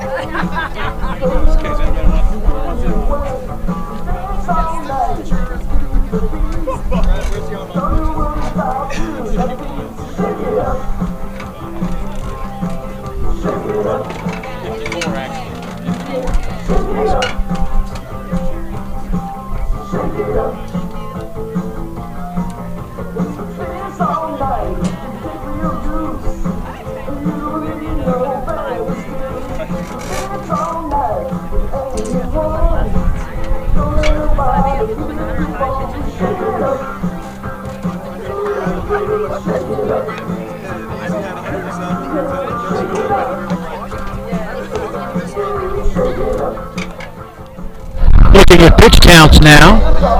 Their man Nico Roydas through 5 complete through an 80. 49 strikes, 31 balls, 3 strikeouts, hit a guy, giving up 3 runs, 2 walks, and 4 hits. Cade Davis has only given up 2 hits back-to-back to the 4th and 5th hitters of the game. Only allowed 1 other base runner. He's faced only 2 batters over the minimum through 5. 53 pitches. Their guys thrown 80 in the same amount of work. 38 strikes, 15 balls. Still flirting with a 3-to-1 strike-to-ball ratio. It's about 2.5 to 1 right now. Struck out 5. No free passes. Roydas out for his 6th inning of work. We are at 4, 5, and 6 in the order. Vaughn, Pickens, and Molinaro. Had 2 base runners out of 6 trips to the plate out of these 3 hitters so far in the game. Only 1 hit and a walk. The rest were defensive outs. Not a lot of strikeouts. Only 3 for Roydas. The defense has been the workhorse as far as generating outs for the Tigers. Here's Vaughn.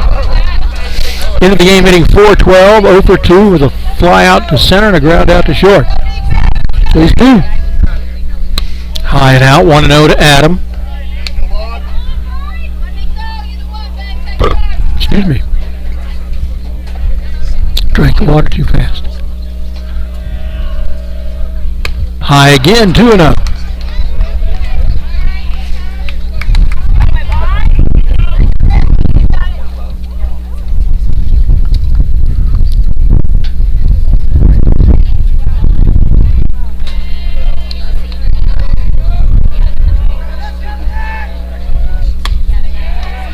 Strike, the outside edge, 2-1.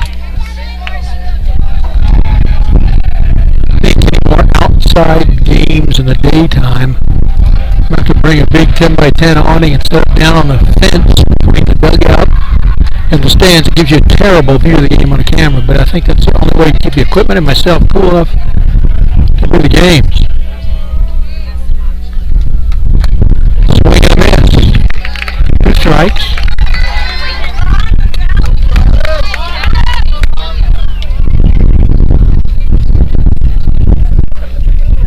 No outs, nobody on. Vaughn leading off the top of the 6th here. Ball 4, he's aboard.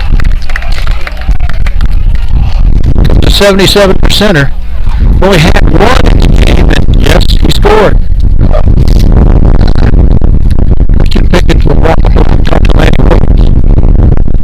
Vaughn at first. No outs here in the top of the 6th, trying to stretch a 3-0 lead. Give me another drink.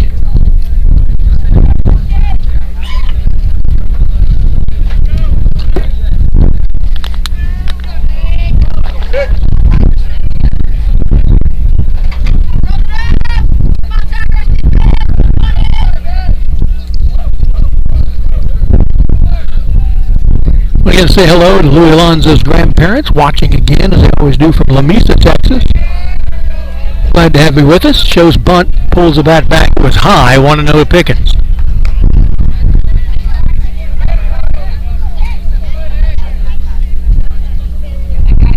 Our regular audience is watching from places like Alabama and South Carolina. Hello to you all, too. Inside. And he called it a strike. Way high and inside, he called it a strike. 1-1. Woo. Guy's done a pretty good job today, but Heat got to him on that one.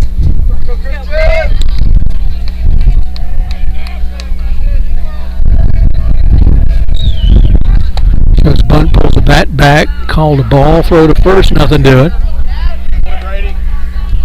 2-1.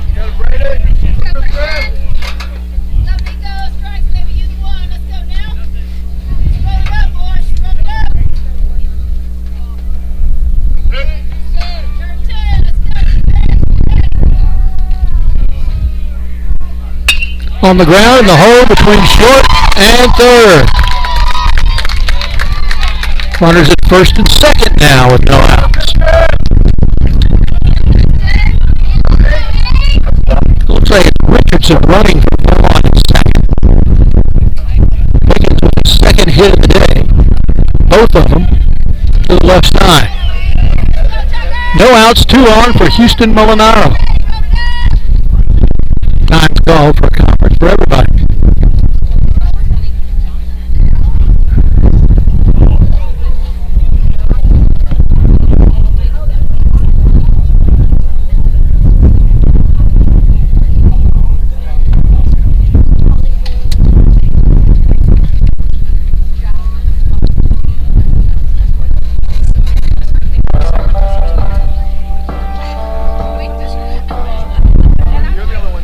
So Vaughn's runner Richardson is at second. Pickens is at first. Vaughn walked to put Richardson on. Pickens with a single to the left side. Molinaro to the plate, comes in hitting .308. Lined out hard to right last time. Well hit ball. Walker was caught stealing at second the first time.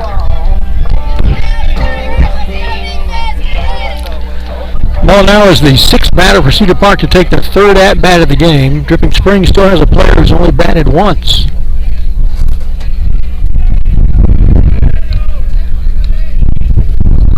Shows bunt, lays to the third base side. Only play is at first. He makes that play. Roy just to pitch it. Sacrifice bunt. Moves both runners up. Richardson to third. Pickens to second. Molinaro with a sacrifice bunt. 1 down for Robinson. Murray in hitting .256, struck out and grounded out to second. Oh, that was a well-hit ball that I thought was going to go through. Low and in, 1-0 to Robinson. Cedar Park with 2 runners in scoring position. I'd feel a lot better if they could get those guys in. The 1-0 to Murray. Swing and a miss, that was way in. Murray should have let that one go. 2-0.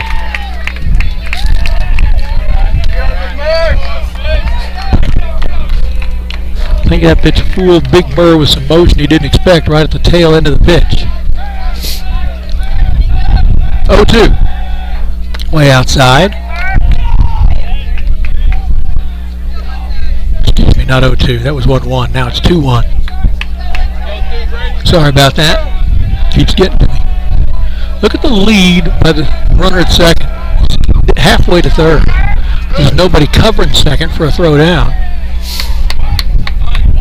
That one misses 2, 3, and 1. A called ball here will load the bases for Quint Mullen. Look at the lead at second. He's closer to third than second. That's Pickens making that audacious move, and there's ball 4. Murray is aboard. Bases are juiced for Quint Mullen. Vaughn's runner Richardson at third. Pickens at second. Robinson at first. Mullen into the game hitting 200. Popped out to second. Single back up the middle, was stranded at third. Nice pitch for a called strike 1. Excuse me.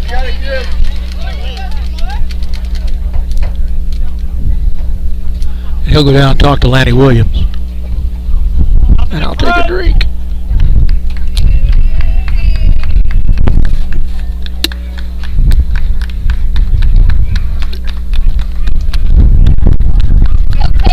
They're going to run for Murray at first with Caleb Rhodes. They got 2 speedier runners on the base path now than originally got on base.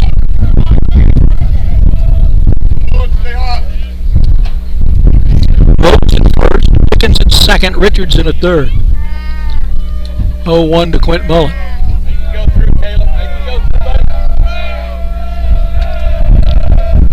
Outside. Wow. That was a good 18 inches outside. It's called a strike. Woo! 0-2.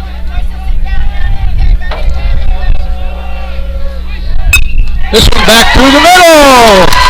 1 run scores. They're going to hold them at third. Bases are still loaded. And it's 4-0 Timberwolves. Vaughn's runner Richardson in from third. And Pickens sneaks home. They're not paying attention. They thought the play was over. I did too. They were looking down. I also see that Mullen moved to second, but I think it's after the timeout's called. They may move him back to first. Robinson's runner Rhodes made it to third on that play. 2 runs in it. Now it's 5-0. Driven Springs coach talking to the umpires about the play. He's thinking maybe that there should have been a dead ball, or there was. I don't know. I can't argue the case. I'd already looked down to mark what had happened already on my score sheet.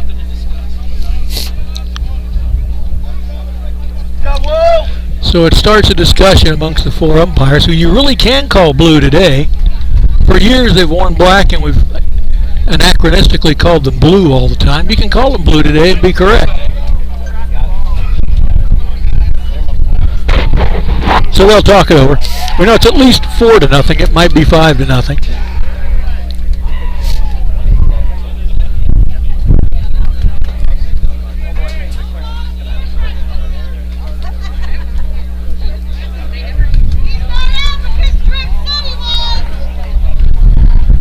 Fans yelling their opinion.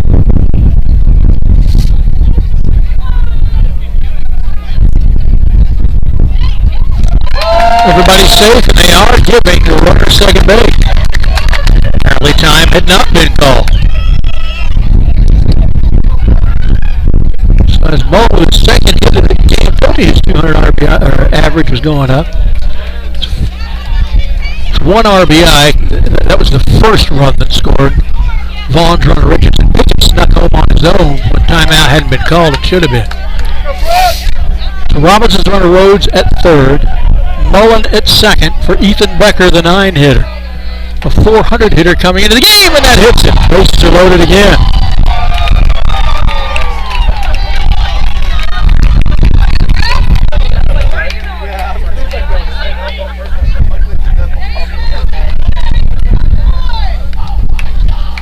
Go, Dave!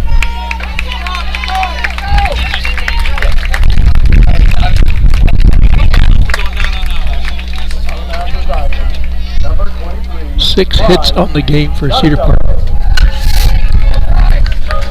New pitcher Price something.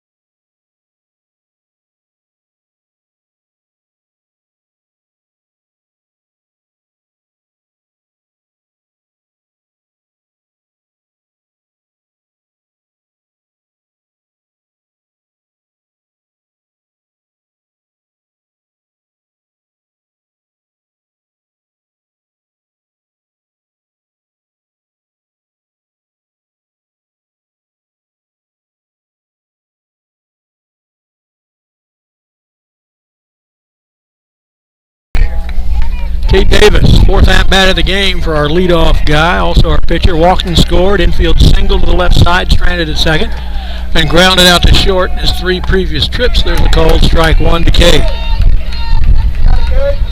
5-0 Timberwolves. 1 out in the top of the 6th.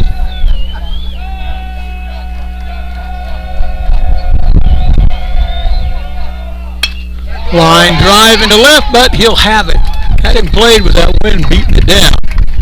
Nicely played by their left fielder, Aiden Dennis.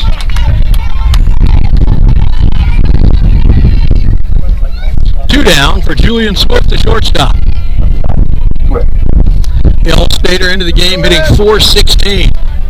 Hit batsman and scored, flied out to center, walked and was stranded at first.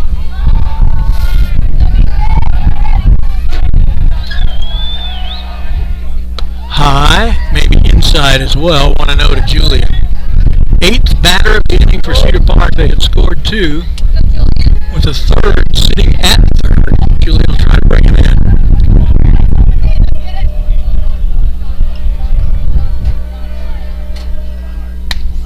Outside, but he called that a strike earlier. He didn't call it one this time. Robinson's runner, Rhodes at third. Mullen at second, Becker at first. Bases are loaded for Julian Swift. Driven towards right. Right fielder chasing it. Can't get it! 1 run will score. 2 runs will score. 3 runs will score. Swift on his way to third. Here comes the throw. Head first. Slide. He's safe. A 3 RBI triple by the All-State shortstop. The Wolves have opened up a can. Rhodes scored from third. Mullen from second. Becker all the way from first. 5 runs in the inning. Swift with the 3 RBI triple to right. He is at third. 9th batter of the inning is the catcher, Louis Alonso.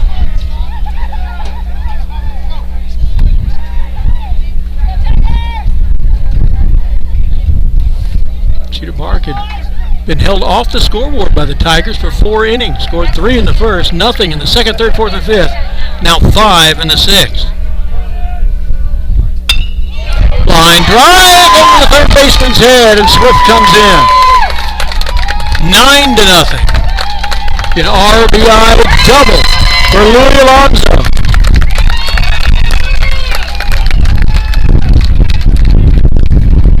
Six runs in the inning. So what happens with the 10 after 5 rule, if Cedar Park can get Alonso in, hold the Tigers scoreless in the bottom of the 6th, that will end the game. Boy, I would like that. I am burning up. High and inside. Adam Vaughn's second at-bat of the inning.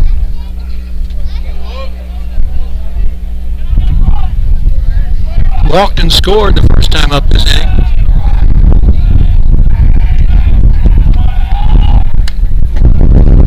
Back to the screen. 1-1. 6 runs in the inning. Vaughn, who's currently batting it, also Pickens, Robinson's runner, Rhodes, Mullen, Becker, and Swift all scored.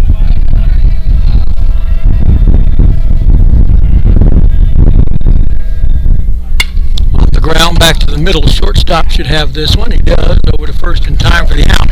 But Cedar Park sends 10 and scores 6, making the lead in the middle of the 6th inning.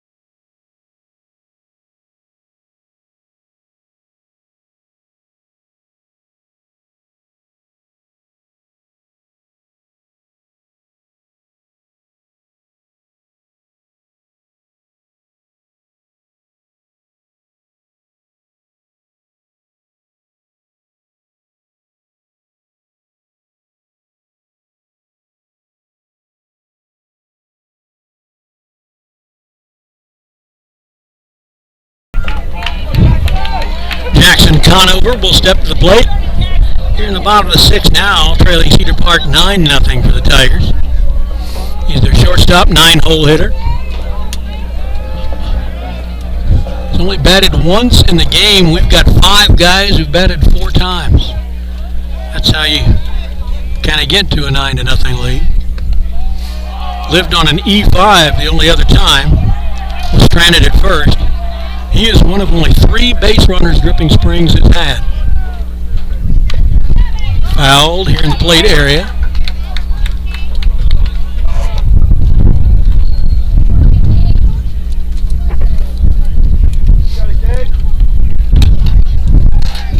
I like the little big tiger paw they've got in the turf here behind the plate.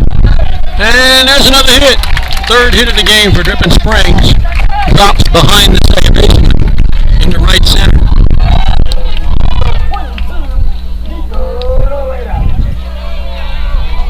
So there goes the 2-hitter.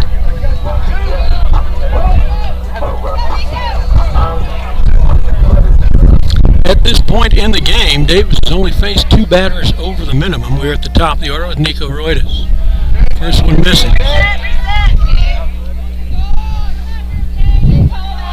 Roides flied out to center. And he was the guy who was out on runner interference. This one's lifted into left center. Calling for it as Pickens makes the grab. 1 down. Conover retreats to first. Bart needs 5 outs. Second baseman Aiden Perry. Struck out swinging and flied out to left.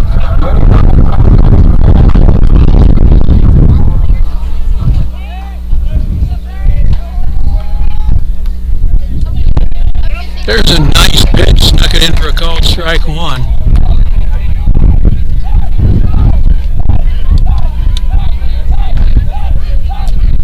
This will be only the 60th pitch of the game right there, a ball for Cade Davis. 1-1.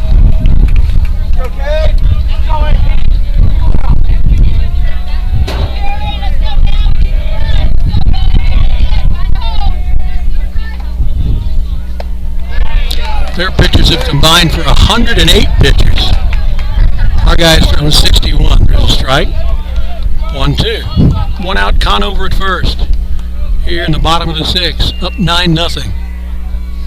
Low, checked his swing, 2-2.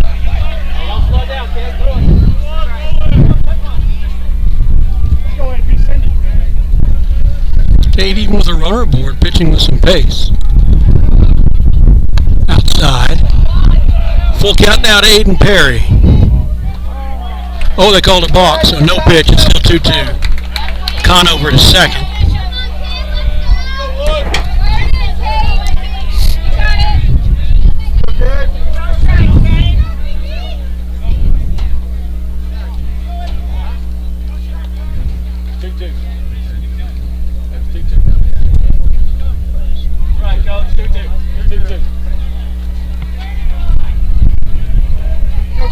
Coach Williams comes out with a question for the home plate up.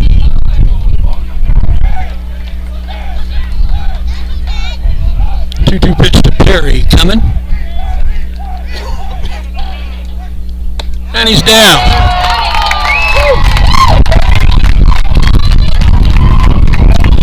Two outs. Runner at second is Conover. Brandon Arvidsson.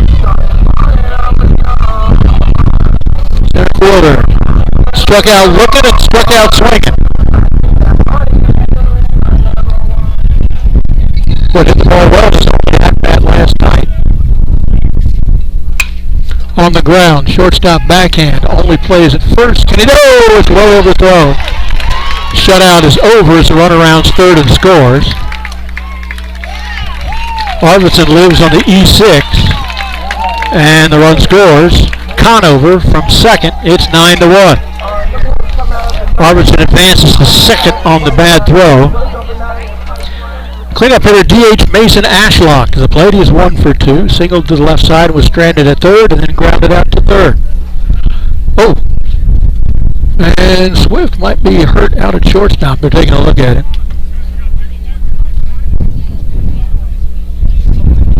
Could just be a cramp the way they're trying to stretch him out. He made a jumping, twisting, athletic throw. Could have cramped something up. I heard somebody call for pickle juice.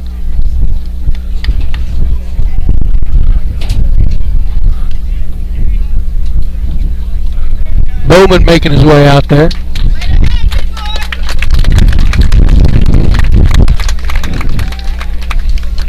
Swift kind of striding it off a little bit.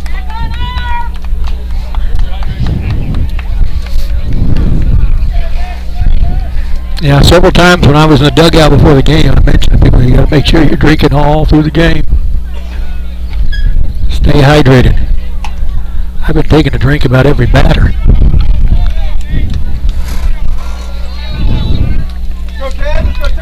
Mason Ashlock waits his first pitch. 2 outs, 1 run in. Runner at second is Brandon Arvidsson. Swing and a miss, 0-1.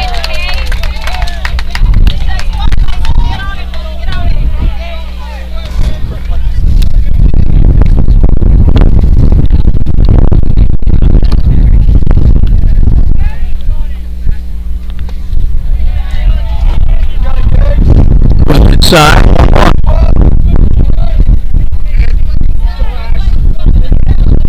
Thank goodness for the breeze. It keeps me from putting my umbrella. Kept it from being as hot as it could have been. And there's a line drive single over shortstop's head in the left. They're sending him home. There's the throw. Well in time. He's a dead man. I don't know why they sent him home. He was dead the moment he passed third and didn't stop. Even slowed down the throw with a cutoff. Had let it go. He would have been out by about 25 feet. So the inning's over. They score 1. Go through 6 complete. 9-1 the count. We'll be back in a minute.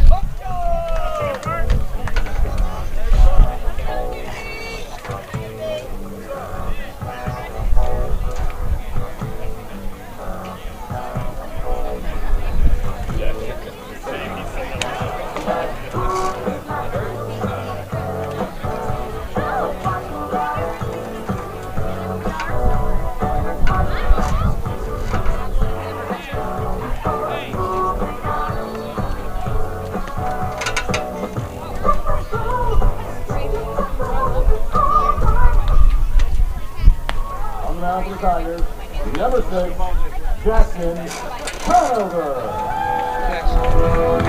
Jackson Conover, the new pitcher for Dripping Springs. Their third. So, what's remarkable from a pitching stat point of view for Kate Davis is they've thrown 68 pitches through 6 innings. Now listen to this. Last inning, 9 strikes, 6 balls for 15 pitches. That's a pretty good inning. It's also the most pitches he's thrown in any inning today. Here are the total pitches in every inning starting the first for Kate Davis. 10, 8, 12, 13, 10, and 15. Pretty amazing. I would be surprised if Kate Davis is not our post-game interview with Coach Williams. Top of the 7th now. Cedar Park at 5, 6, and 7 the order. Christian Pickens will lead off. Then Houston Molinaro and Murray Robinson on the schedule.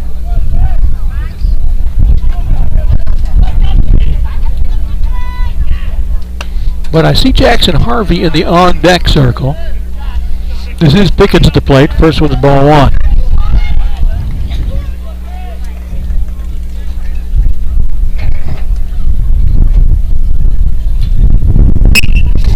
A line drive right back in Conover.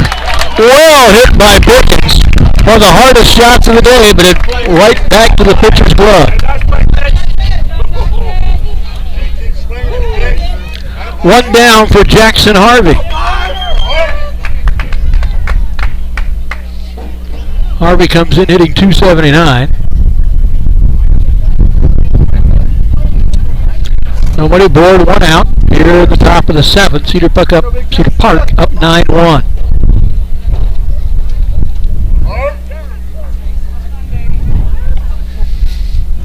Up to bat for the Timberwolves, number 26, Jackson Harvey. But again, this is where we get the jitters. Cedar Park has lost games in which they've won or led 7-1 with 2 innings to go, and 9-1 with 2 innings to go. So Dripping Springs has us right where they want us. Harvey fouls it back to the screen, 0-1.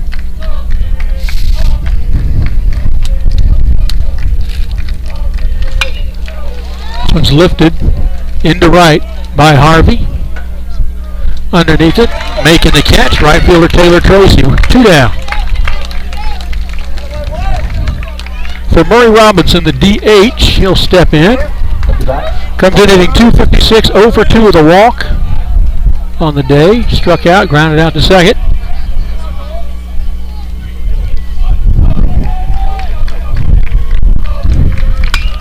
On the ground, first baseman will field and go over the bag. 3 up, 3 down.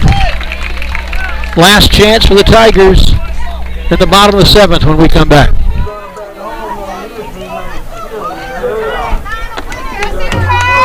Okay, keep boxing still, bud. We're boxing still.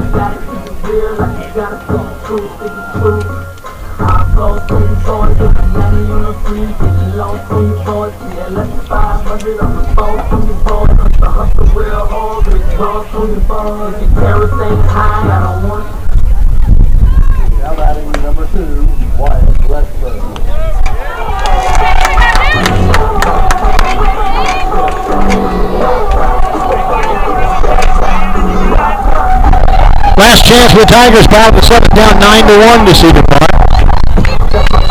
Pinch hitter to lead off, Wyatt Redford.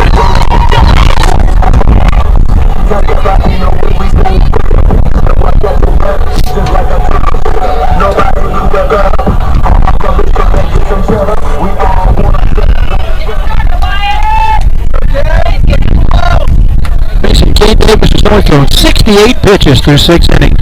47 strikes, 21 ball. He's called pitches farther outside than that a strike today, but not that time. 1-0 to Redford. This one's lifted to left, chasing it. Back he goes, underneath it, makes the catch. Nice job by Houston Molinaro, 1 down. 2 outs to go. For the outfielders and every one of these long flies, because the wind is just playing havoc with it. Every catch by both sides in the outfield is a great play.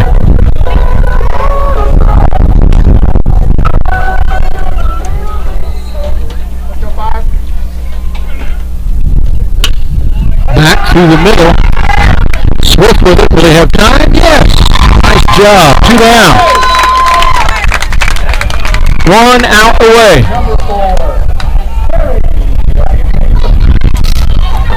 So Sam Agatanian is being lifted for Jerry Agatanian.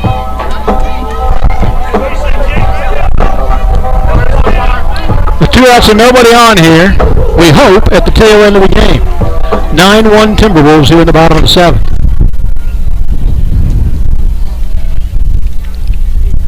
Stays outside, 1-0. This will be only the 73rd pitch of the game in 7 innings for Cade Davis. A little low, 2-0. Remember, we had a 5-run lead on Glenn with 2 outs and nobody on in the last at-bat and lost the game. This one fouled out play.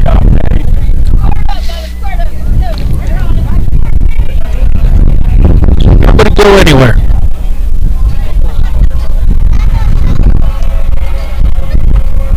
Outside, 3-1.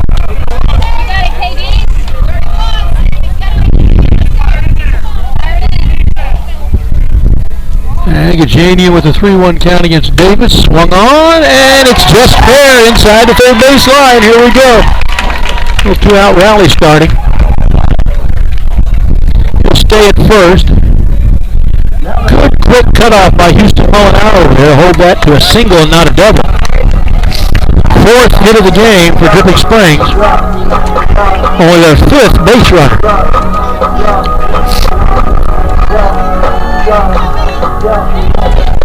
Rylan Mahoney, the first baseman.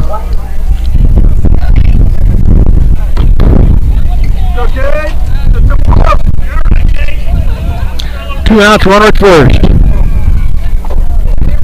Tate Davis wanting to bear down here and finish this off.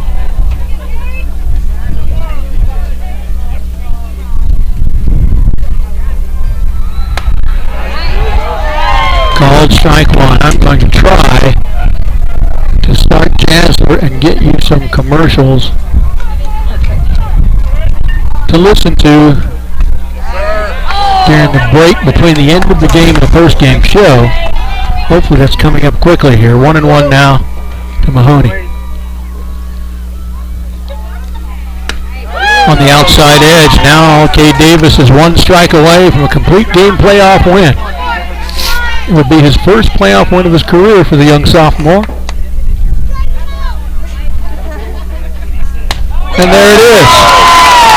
Cedar Park wins game 2 of the series and the series itself. Another strikeout, the sixth of the game, I believe, for Cade Davis. Now, there'll be a long pause here before the postgame show. I can't hardly see any. Oh, my mouse is hot too. I'm going to try if I can find it. Is that it? To start Jazzler. That's not it. That was something else. Which is a software that manages my commercial. Oh, there it is. I'm going to try to play you some ads to listen to while I do the stats and we wait for the coach. So here we go.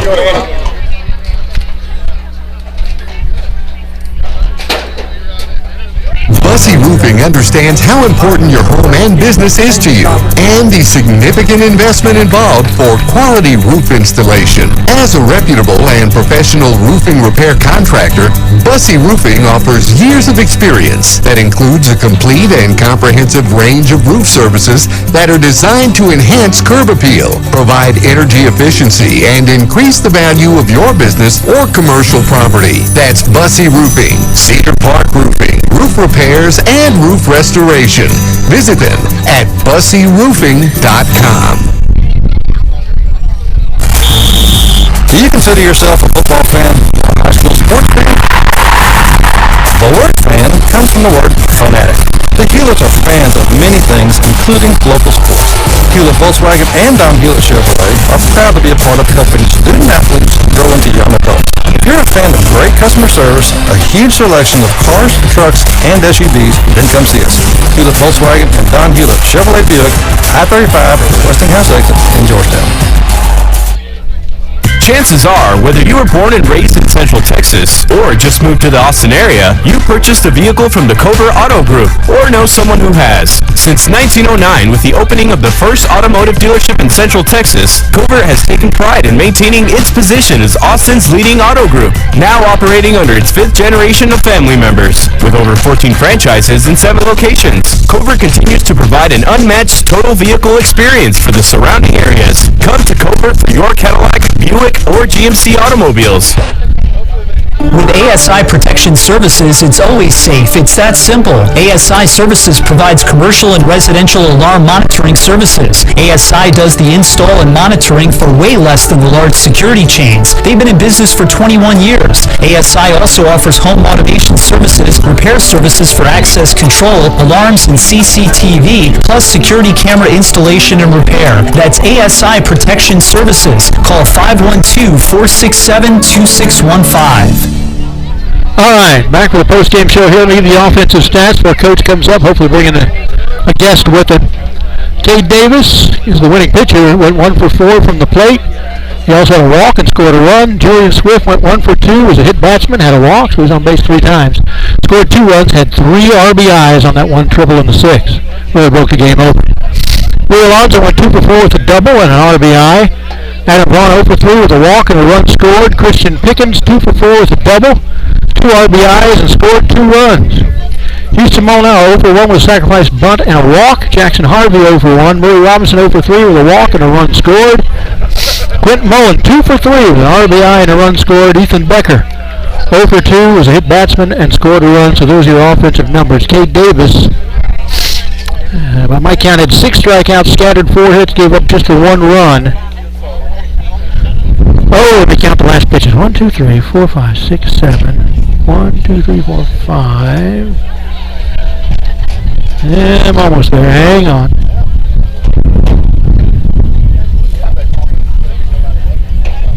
$80 pitches, 54 strikes, 26 balls, so just a little above the 2-to-1 strike-to-ball ratio. And again, his pitch counts per inning were phenomenal. Here they were in all 7 innings. 10, 8, 12, 13, 10, 15, and 12. Great complete game win, his first playoff win of the young sophomore's career. Waiting for Coach to come up and bring somebody with him as we melt in the heat here. Might well be bringing Cade Davis. From the plate, we had a couple guys with multiple hits. Alonso went 2 for 4 with a double and RBI. Pickens, same thing, with 2 RBIs and 2 runs. Mullen, 2 for 3 with an RBI and a run scored. So we had 3 guys with 2 hits today. Hey, Coach, welcome aboard. It's a nice one. Brad, you look a lot more redder than I saw when we first started this ball. No doubt about it. Oh, my God. I was telling people already we probably weren't going to be able to broadcast Game 3. I'm going to get a heat score. I'm looking, I walked up, I was like, man, he's about as red as the Dripping Springs shirt right now. So I got plenty of sunscreen on, but I only have 2 colors, kind of peachy paisley white and pink. There you go, man. I don't tan. There you go. Well, congratulations, 9-1, and the team looked good in all phases of the game. Yeah, guys played well, man. This is one of those things we talked about. We felt like the game against Glenn really woke us up on some areas, and then we didn't have a great game against Georgetown, and we went in and saw film and saw some places where we're like, man, we've got to get better with this place or we're going to be one and done, and our guys took on the challenge and really got better, and just very, very proud of them. I got 3 guys with 2 hits. Mullen at 2 for 3, Pickens at 2 for 4, Alonso at 2 for 4. Yeah. Bats really came alive. Yeah, they did well, man. They did well, and Cade pushed his butt off for us, pushed good enough for us to win, and we had some timely hittings and timely. We kind of had a little lull in there. Nico's a pretty tough pitcher, and had a little lull there going for a little bit, but I felt like the guys, figured them out and then got it going again. So it's Eagle Pass win or San Antonio Edison, the Fighting Light Bulbs. Yes, sir. Do you know anything about it? Is that what they call it? That's what I just called it. We don't know yet. I know we had one last night. And we kind of made arrangements with the win already, but we're not sure if that's who it's going to be. But, man, it doesn't matter. We're in round 2, and it's like, come on, whoever it is, and we'll be ready to go then. I was kind of hoping for San Antonio, more of a chance of home and home. I know. We made arrangements for a win if it's them. Right now it's going to be Jordanton, and we haven't decided if it's going to be, Thursday, Saturday. Well, really, it's got to be Thursday, Saturday because of the way that things are going to. So we're not going to go Friday, Saturday. So there'll be a travel day in between or a day in between all that. So, but we're not going to. There's some situations where we can't spend the night on Friday. So we're not going to do Friday, Saturday, and they can't spend the night. So if it is them, we will definitely make arrangements to go Thursday, Saturday, hopefully. Well, congratulations, Coach. 6-1 in the playoffs under your tutelage is far and away the best winning percentage of any Cedar Park baseball coach. I just want to be. It's just honestly, man. We're blessed. I feel like God is really blessing our team, and I just want to just continue to do His will with these guys, and want our guys to come out here and play hard and support our community. One question I had. Yeah. What was the issue that was worth arguing about for them out there when their guy ran into our first I don't know. I thought it was malicious contact. I have no idea what the issue is. I guess because we dropped the ball, but I guess they're saying the runner was in the lane. But the bottom line is the defender, me too, man. Yeah. The defender has the right to the ball, and the runner got to get out of the way. So that's the only issue that I saw for the most part. I think they called it right to me. Oh, it was right. But I just didn't want somebody to get hurt in this situation. Yeah. All right, thanks, Coach, for joining us. Yeah, See who you got with us. Hey, let's go, guys. I had an idea that Kay Davis would be joining us. Kay, you and I got to talk in the dugout beforehand, and you talked about using the changeup a lot as an out pitch. Did you do that today? I did, but I mean, all the pitches were going for me today. Yeah. The ball was working good. I was looking my fastball. Changeup was moving. It was getting a bunch of rollovers, ground outs, and that's what we're here to do. Pitch contact. I think you were deep into the game about the fourth inning before your strike-to-ball ratio fell off of 3-1. That was pretty amazing. Yeah, started to lose focus a little bit closer to the end, but just got to make sure we keep rolling. Well, still, you only faced 4 batters over the minimum the entire game. Scattered 4 hits and 6 strikeouts, gave up only the 1 run, and that was on error. So good job. I only had you down for 80 pitches, 54 strikes, 26 balls. You're pretty good, probably, huh? Mm-hmm. It's good to keep less pitches. Could have come on relief in another game if you needed to, huh? Yeah. Yeah, why not? Didn't need it. Congratulations. First playoff win in your high school career. Yes, sir. Thank you. Thanks a lot. Dave Davis joining us here. Now we'll talk to Christian Pickens. Christian, come on down. Christian had 4 trips to the plate, hit it well. A 2 RBI double and scored in the first.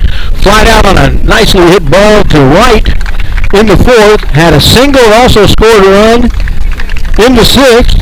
And then lined out hard to the pitcher.